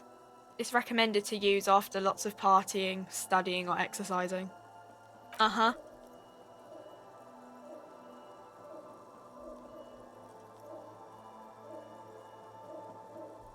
Okay, here. I hope Saint Baptiste makes you feel better or something. A colourful display of cigarettes and alcohol bottles line the shop wall, inviting you closer. There, in that dark green glass, all in vain. The great flowing river of warmth, wine, alcohol, beer, alcohol, love, alcohol. guess not, no. I'm obliged to inform you that both alcohol and cigarettes damage your health, but I guess you already know that. Don't ask. Don't look. Don't do anything here. Just go away. Get back to work. Welcome to Frit. Feel free to look around or something. Everything is out on the shelves. What's that magazine she's reading?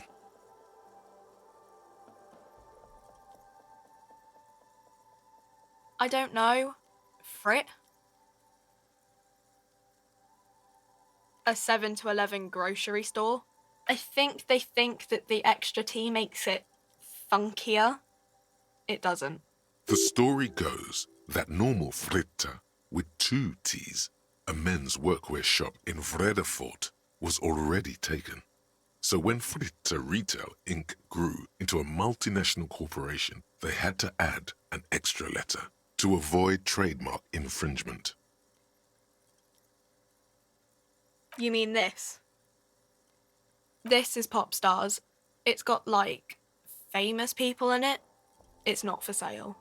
Looks like it also has something called Police de la Mode, featured on page 34. This speaks to you. It's where they rate different outfits famous people wear. It's kind of funny. They're kind of mean. It's about who's the most stylish.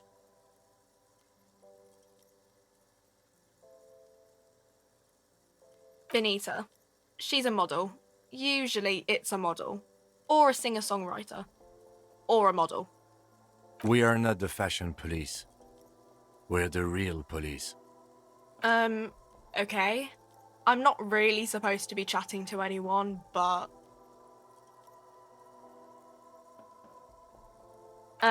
I don't really know anything. I mean, I know it's there, but I haven't seen it, so...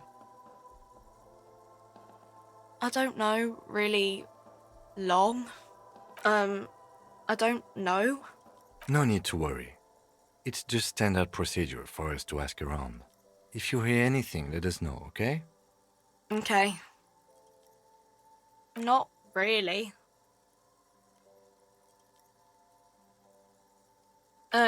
No.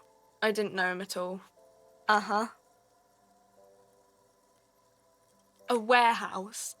I don't know. Maybe. I don't really care what Frit does. She scrunches up her face into an expression of consummate adolescent skepticism. Fine. Frit doesn't have a warehouse. Just a little back room here. Okay? Reality? You mean, what reality? Economic reality, or...? She is like a student unexpectedly called upon by a teacher. Can she answer the classroom question? I don't really know anything. I mean, I'm 15. Yeah, that's why I'm working my arse off in Frit. So I guess, like, that's economic. I don't know. What about it? Our government?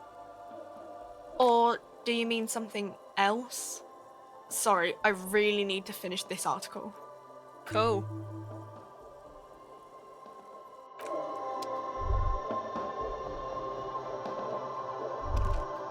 You see several packaged raincoats fill a low shelf beneath a display of croissants and juice bottles. The raincoats are transparent, except for the big Fritta slogan on the back.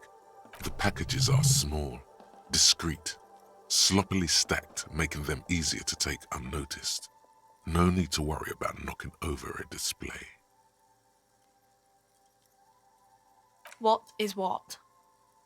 It's a raincoat. If you want to buy one, then it's only 4 real. Her attention is drawn to the raincoats. Stealing one undetected will now be more difficult.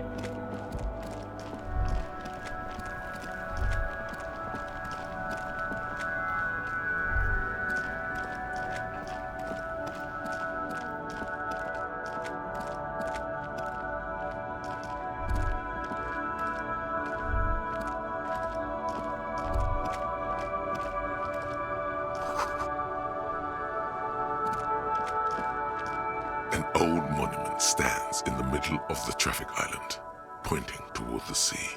It looks as if it's been reassembled piece by piece, secured and mounted in the air with the aid of numerous ropes and rods. A silver plaque on the statue's pedestal reads, "I am Philip III, the Squanderer, the greatest of the Philippian kings of Revachol, son of Philip II, the opulent, father of Philip IV, the insane." Not a good track record of mental health in that family. Even by the standards of the Philippian kings, old sumptuous Philip was known for his profligacy. Well, he blew through the whole national treasury, starting the decline of one of the penultimate century's greatest superpowers, the suzerain of Revachol. His own maladministration foreshadowed the fall of the monarchy during the anti-centennial revolution, an end to his family line and the monarchy on the Insulindian Isola. Stories have it that he had his bedroom converted into a treasure chamber, where he stored unfathomable wealth. Krugerrands, bars of gold, ornate weaponry, armor, and various chalices. He called it the Sol Auron. It was obscene. There were whispers he slept on a huge pile of gold-dipped feathers, like some obese dragon, instead of a bed, like a normal person. The man certainly knew how to live.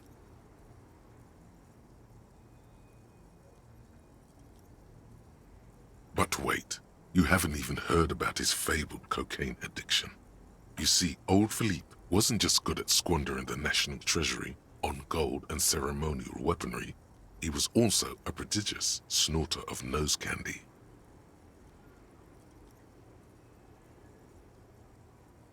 His Majesty's courtiers said it helped him connect with the higher realms. Beneath the cold waters of the Insulindian Bay, thrown there by the revolutionaries after they cleaned out the royal mausoleum. The original was blown apart by communards, then further damaged during the landing of the coalition's airships during the turn-of-the-century revolution, when Martinez was leveled. Most historians think the coalition's hasty landing may have ultimately saved the statue. If the communards had more time, they would have reduced it up to even finer pieces. Some years ago, a group of liberal, artistically inclined individuals, designers mostly, thought it would be ironic to restore the statue of the most wasteful ruler of Revachol in the poorest part of the city. The statue is supposed to capture the moment it was blown apart, like an instant frozen in time, a rare butterfly trapped in amber, floating on a sea of shit. Neither do people in Martinez. The statue has proved to be controversial in a neighborhood mostly populated by the left-leaning working class. Philip III, the Squanderer, however, with his bronze face up in the air, doesn't seem concerned about what the hoi polloi think of him in death.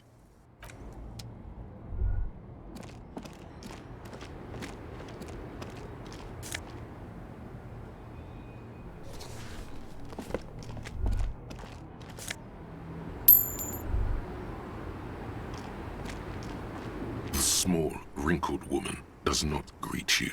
She nods along to something on her radio.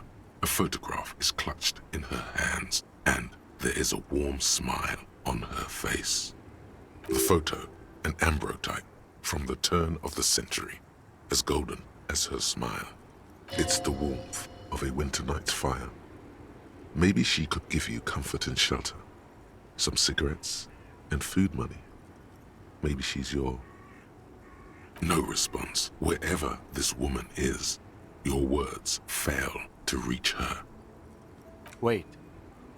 She's just a distracted old woman. Better to leave her alone. Why? I just told you why.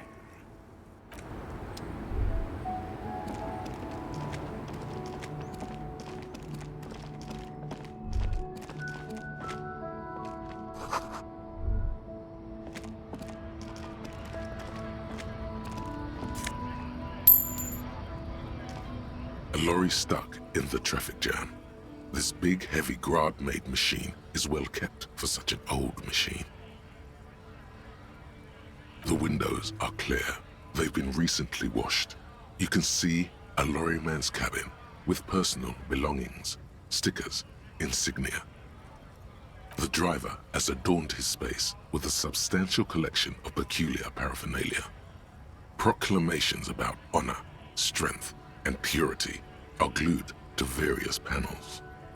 The back end of the cabin has a small perch to sleep, large ashtrays. There are several suns and wheels sewn into the curtains. Racist nationalist paraphernalia. Not unusual in this part of town. This is our guy. Likely, yes. This guy's proud of who he is. Drapes it all over his machine. Lonesome, long way home. Here we go. Home awaits. Walk past Station 41 and through the market, past the Boogie Street spearhead to the other side of the lake, the frozen eye at the center of the district. Then past the video rental store on the corner. There, at the end of a street lined with pine trees, a small house no larger than a matchbox. 11 Voyager Road. You no longer live there. Those times are gone. And so are those people. Why did you come here? Why are you still here? And where's the dealer?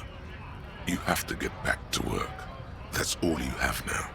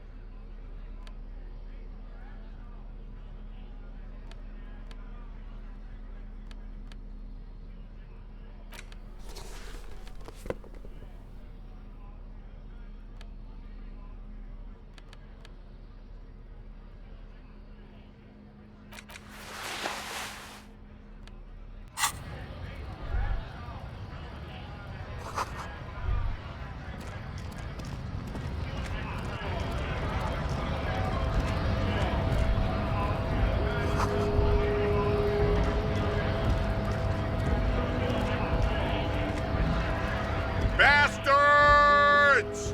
We have a right to work! Hold up and stay frosty, everyone. Cops are here.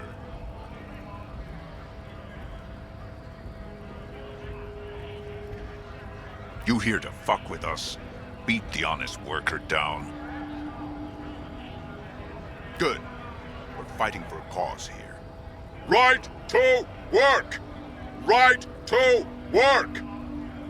Besides, we're not that different. It helps if people see us talking, cops and strikebreakers together. Shows authorities are on our side. Builds confidence. Might be time. Don't let the fat bastards tread on you. Cops tend to side with the higher-ups, but you're essentially still workers. I don't trust cops, but I can see you understand the right to work! Right to work! Rights of people, rights of workers, to have gainful employment, to make a salary, and feed their families. Maybe you should ask them the questions, like why we're not allowed to make a living here. Shame on you! We have families to feed, you piece of shit. So do we, Scott.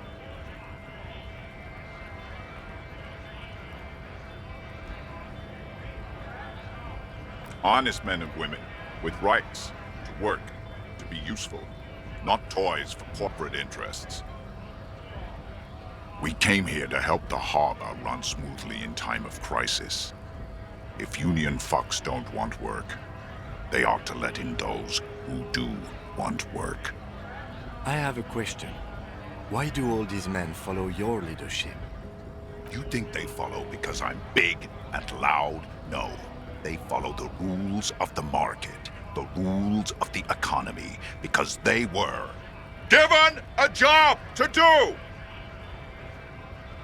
We were promised work. We'd be in there, working, if the bastards hadn't shut the gates. Main gate's locked. Would take heavy ordnance to bust it open. Could try to get in through the secretary's office. Door's locked. The guard's blocking the way to the access panel. And I don't mean the scrawny mess punk either. I mean head measurer. Or whatever he is. Huge Seminese guy standing up there on the overhead passage. Won't let anyone by. The access panel is right behind him. Bad. Standing on a narrow bridge, he's got a strategically advantageous position. And he's trained. I don't know how the Union has a trained killer up there. But that one's no joke, and my men are tired and hungry. They're workers, not fighters. Like civilized folk, you mean? These native fucks don't understand civilized. It would be better for the neighborhood if you went home, at least for now, if you can't get in anyway. No! They will give up eventually. Or get drunk.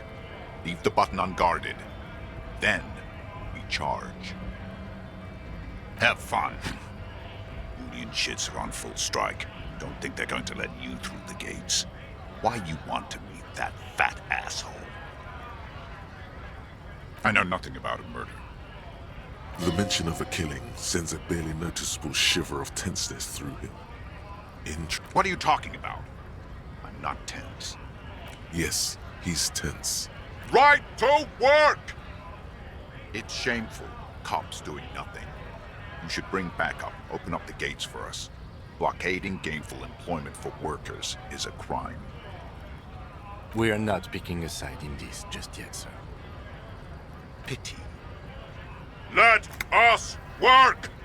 You've been talking to him for quite a while now. Something is off with this guy. Ask him where he's from. What's it to you?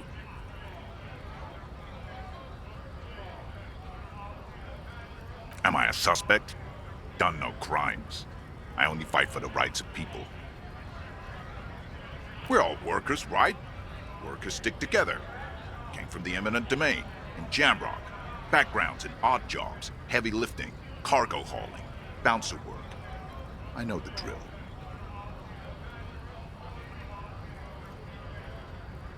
Worked at Territorial. Ring a bell?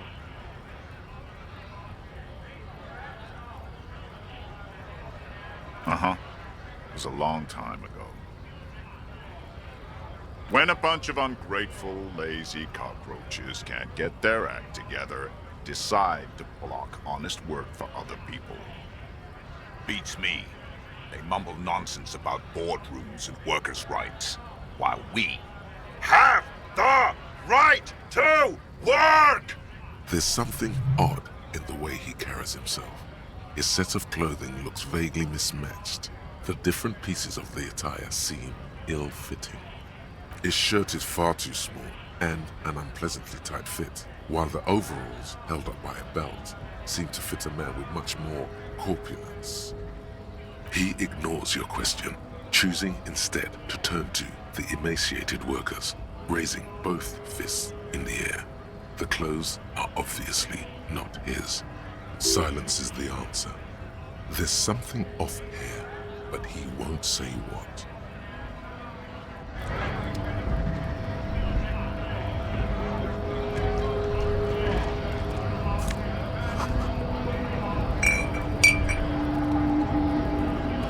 Scott?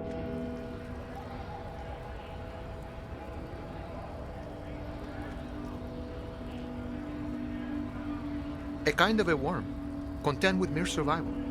They come, they want to do our job for shittier pay, screwing over both themselves and us. Everybody loses. Gotta be bloody stupid or freaking evil to Scott. Or I guess scared, maybe. But scared of what? Of who? Personally, I'd rather beg than scab. If the gentleman shouting on the street came begging, maybe they'd have gotten something. We've explained the matters, but they don't listen. This lot would be reasonable and go home if the big guy wasn't riling them up all the time. I was just messing with you.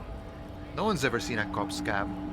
Imagine, you cops going on a strike, but then another cop comes in and says, "Let us cop for less money." Speaking of, what brings the RCM here, to the wild north? Come to see the strife?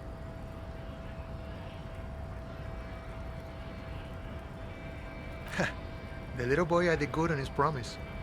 To get me into trouble. To sick the pigs on me, pardon the choice of words, not mine. What happened? I was asked to look into that armor situation. Official union probe, you know. Track it down, see who took it. Did you? At first I thought, why not? Maybe the pieces can feed the strike. Buy us a few more days under the sun, you know? So I went to this boy. He said he'll make me his prison bitch. He's got eyes everywhere, and the cop's in his pocket, and he's the king of Jamrock. Serves me right for doing menial footwork. I dropped that probe right then and there, and it still got me into trouble. One bad move is all it takes. I learned that people don't want to talk to a drunk union man about some armor. What else? Not much. Technical stuff mostly. That was the interesting part. It's a minor nuisance. It's all good. I did some research into this armadura. Let's say I have friends at the library. I didn't get into the material science, just how it comes off. How does it come off? In parts. 4 in total. The helmet was the first to go. The kid says he tore it off and kicked it into the sea. I believe him. The boots were still on the guy last I saw. Too hard to remove. So, as I count, there are 2 parts missing. The gauntlets and the cuirass. This is where I left off. Too much hassle. More like a job for some militia. Oh, they're just gone. They don't exist anymore, if they ever did at all. Forget about them. I did.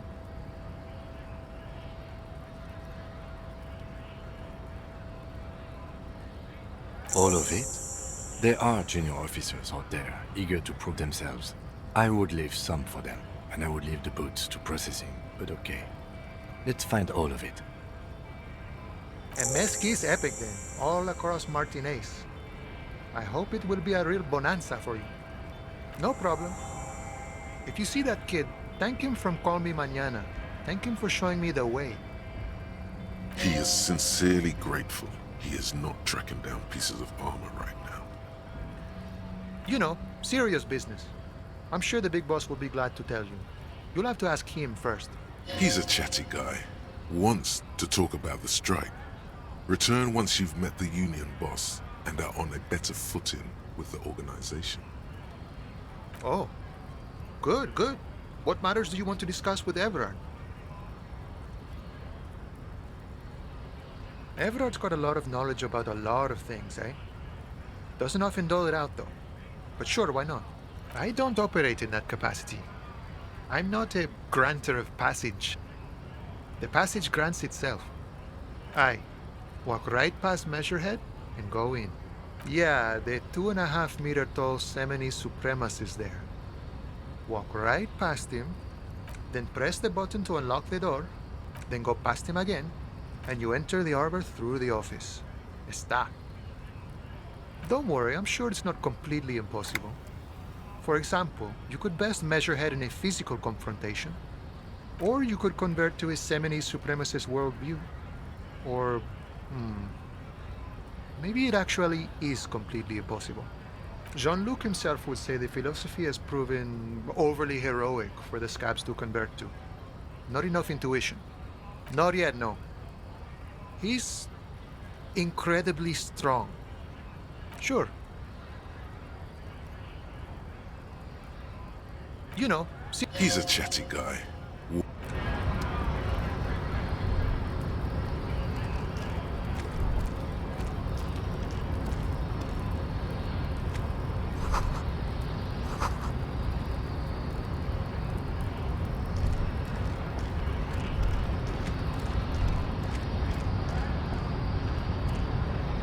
No Body betrays your degeneracy.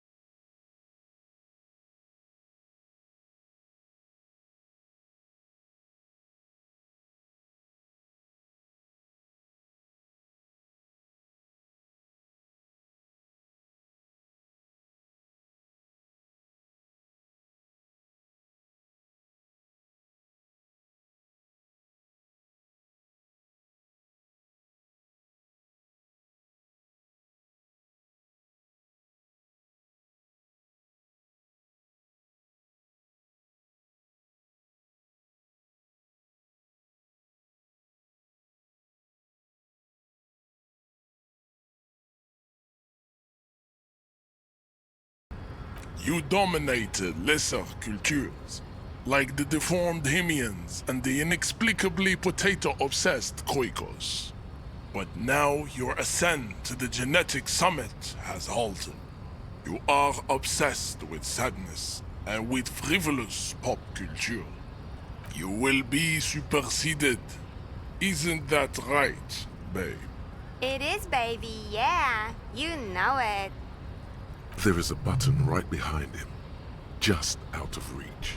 It must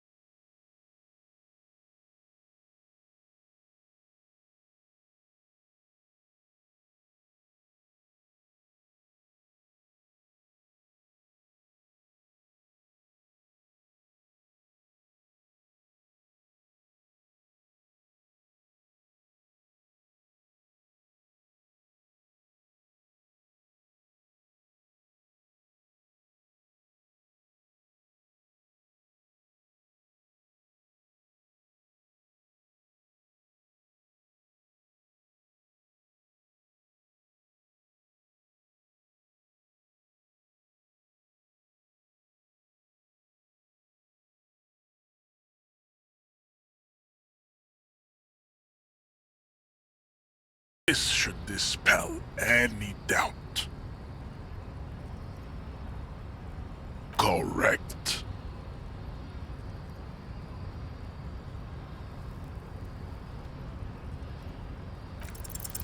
Ask what kind of races there are first. Classification is core to this stuff. Do you? The lieutenant looks toward the harbor's electronic door, and then, to you, he lets out an audible sigh.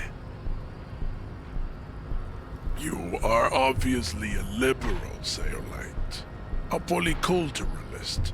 I can see it from your love of microtechnology and your sartorial choices. Do not deny your friend the truth you have denied yourself. There are 3 categories of race. Type A, the heroic races. Type B, the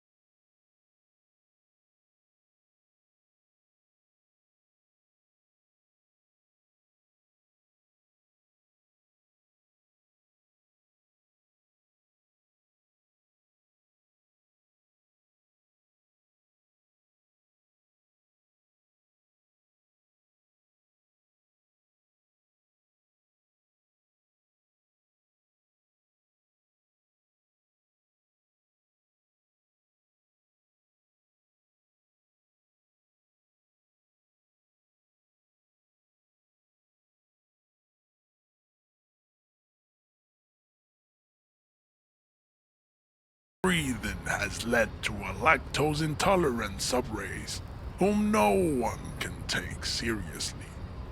Colorful tassels are, let's be honest, not a good sartorial choice for this century. You might want to avoid wooden clogs too. The Vespertines and Messenians of Vesper and Messina, the ancient Meteorans of Meteo by the golden Pisantic Sea, the Suren of Sur-la-Clé, and even the North Königsteiners, all have Type A race propensities. The other large Mondial civilization, the Mesk, are too yellow and oleaginous to count as a heroic race. True, they are violent and expansionist, but they have a glandular problem. Overproduction of sebum.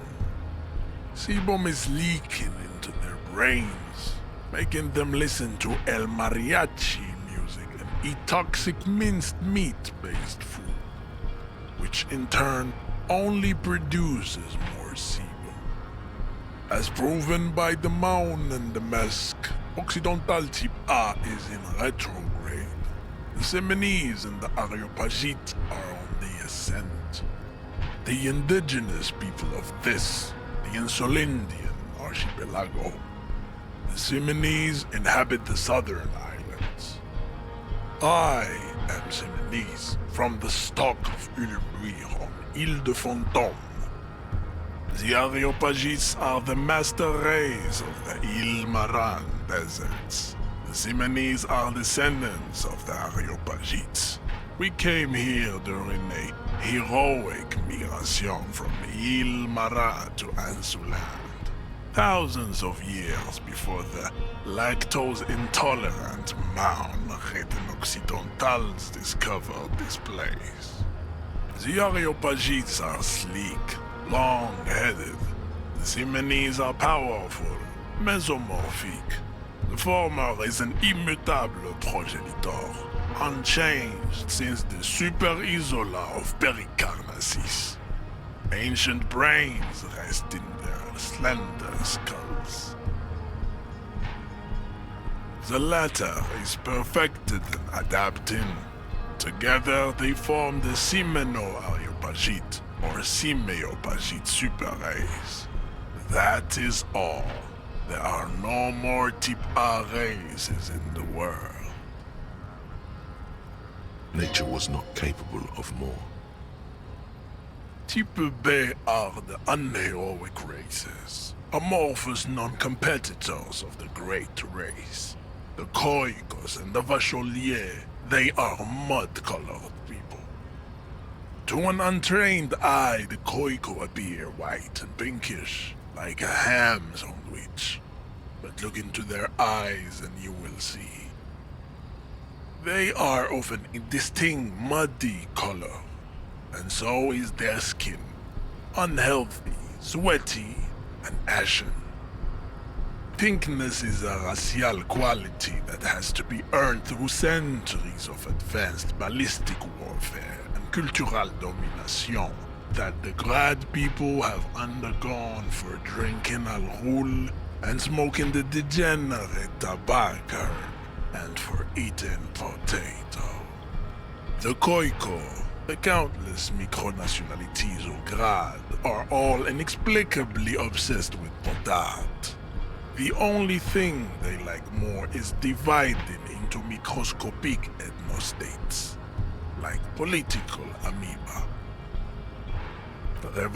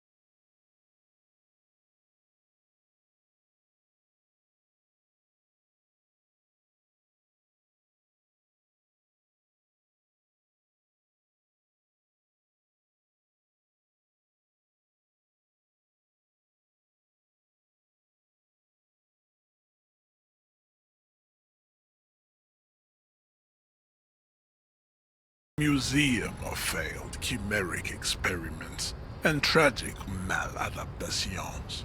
They are tortured creatures waiting to be put to sleep. Your morbid interest in them worries me. Lesser races like the mosquito, a grotesque mixture of a masked woman and a Seminese man. Only possible if the mother is masked and the father Seminese. The other way around, they fail to produce offspring. The mosquito is born sterile, like a donkey. All they have left is to ride customized motor carriages with hydraulic suspension, listening to aggressive El Mariachi music to vent their impotent despair. Then there is the Simino Koiki Chimera. Are you sure you wish to know of the Simino Koiki Chimera? It is not an aesthetic site. The Khoiko, as you know, are very servile, especially when they meet the rich man. Racial scientists have toyed with the idea of crossing the Simonese with the Khoiko to produce a super worker of Simonese strength and Grad servility. This will never happen. The Simonese and the Koiko may have similar interbreeding problems as the mosquito. We will never know precisely. No Simonese man could maintain an erection in the suffocating potato stench of a Koiko woman, or Koika. But enough. It is cruel to entertain ourselves with the deformities of Type F. Were there any able-bodied races you needed education on? You understand nothing. To solve the great race enigma, you have to first ask yourself, what is the race enigma? You have not even worded the mystery, let alone solved it. You need to internalize what you have heard here today, then return to me. This clarity does not come instantly. I cannot possibly imagine what else we have to discuss, Tibere Basholian. Your love for disco music and venereal disease?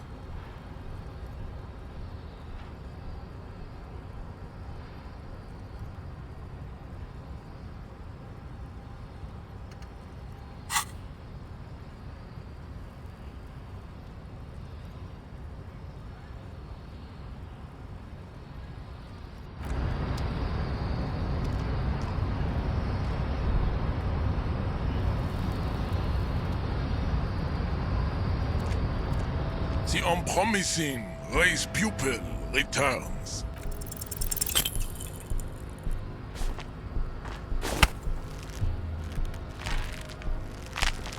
How did this happen? Your little fist is in his giant hand, and he's squeezing it. It hurts. You must be out of your mind, degenerate drunk. Say it. I am a degenerate alcoholic. Your fist cracks in his hand like a ripe apple. Pain shoots up into your brain as he's twisting it more and more. The words to the song have changed. Say, I am a violent drunk. Your hand twists in his grip and the pain blinds you. Still you press the words out of your swollen mouth. Good. Now leave before you humiliate your homoerotic organization any further.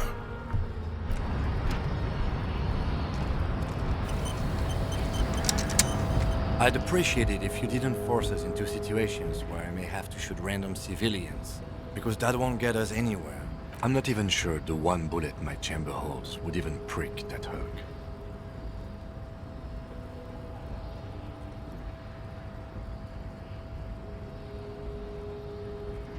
We are not here on some political quest. We are here to solve a crime. Don't make the situation any more volatile than it already is.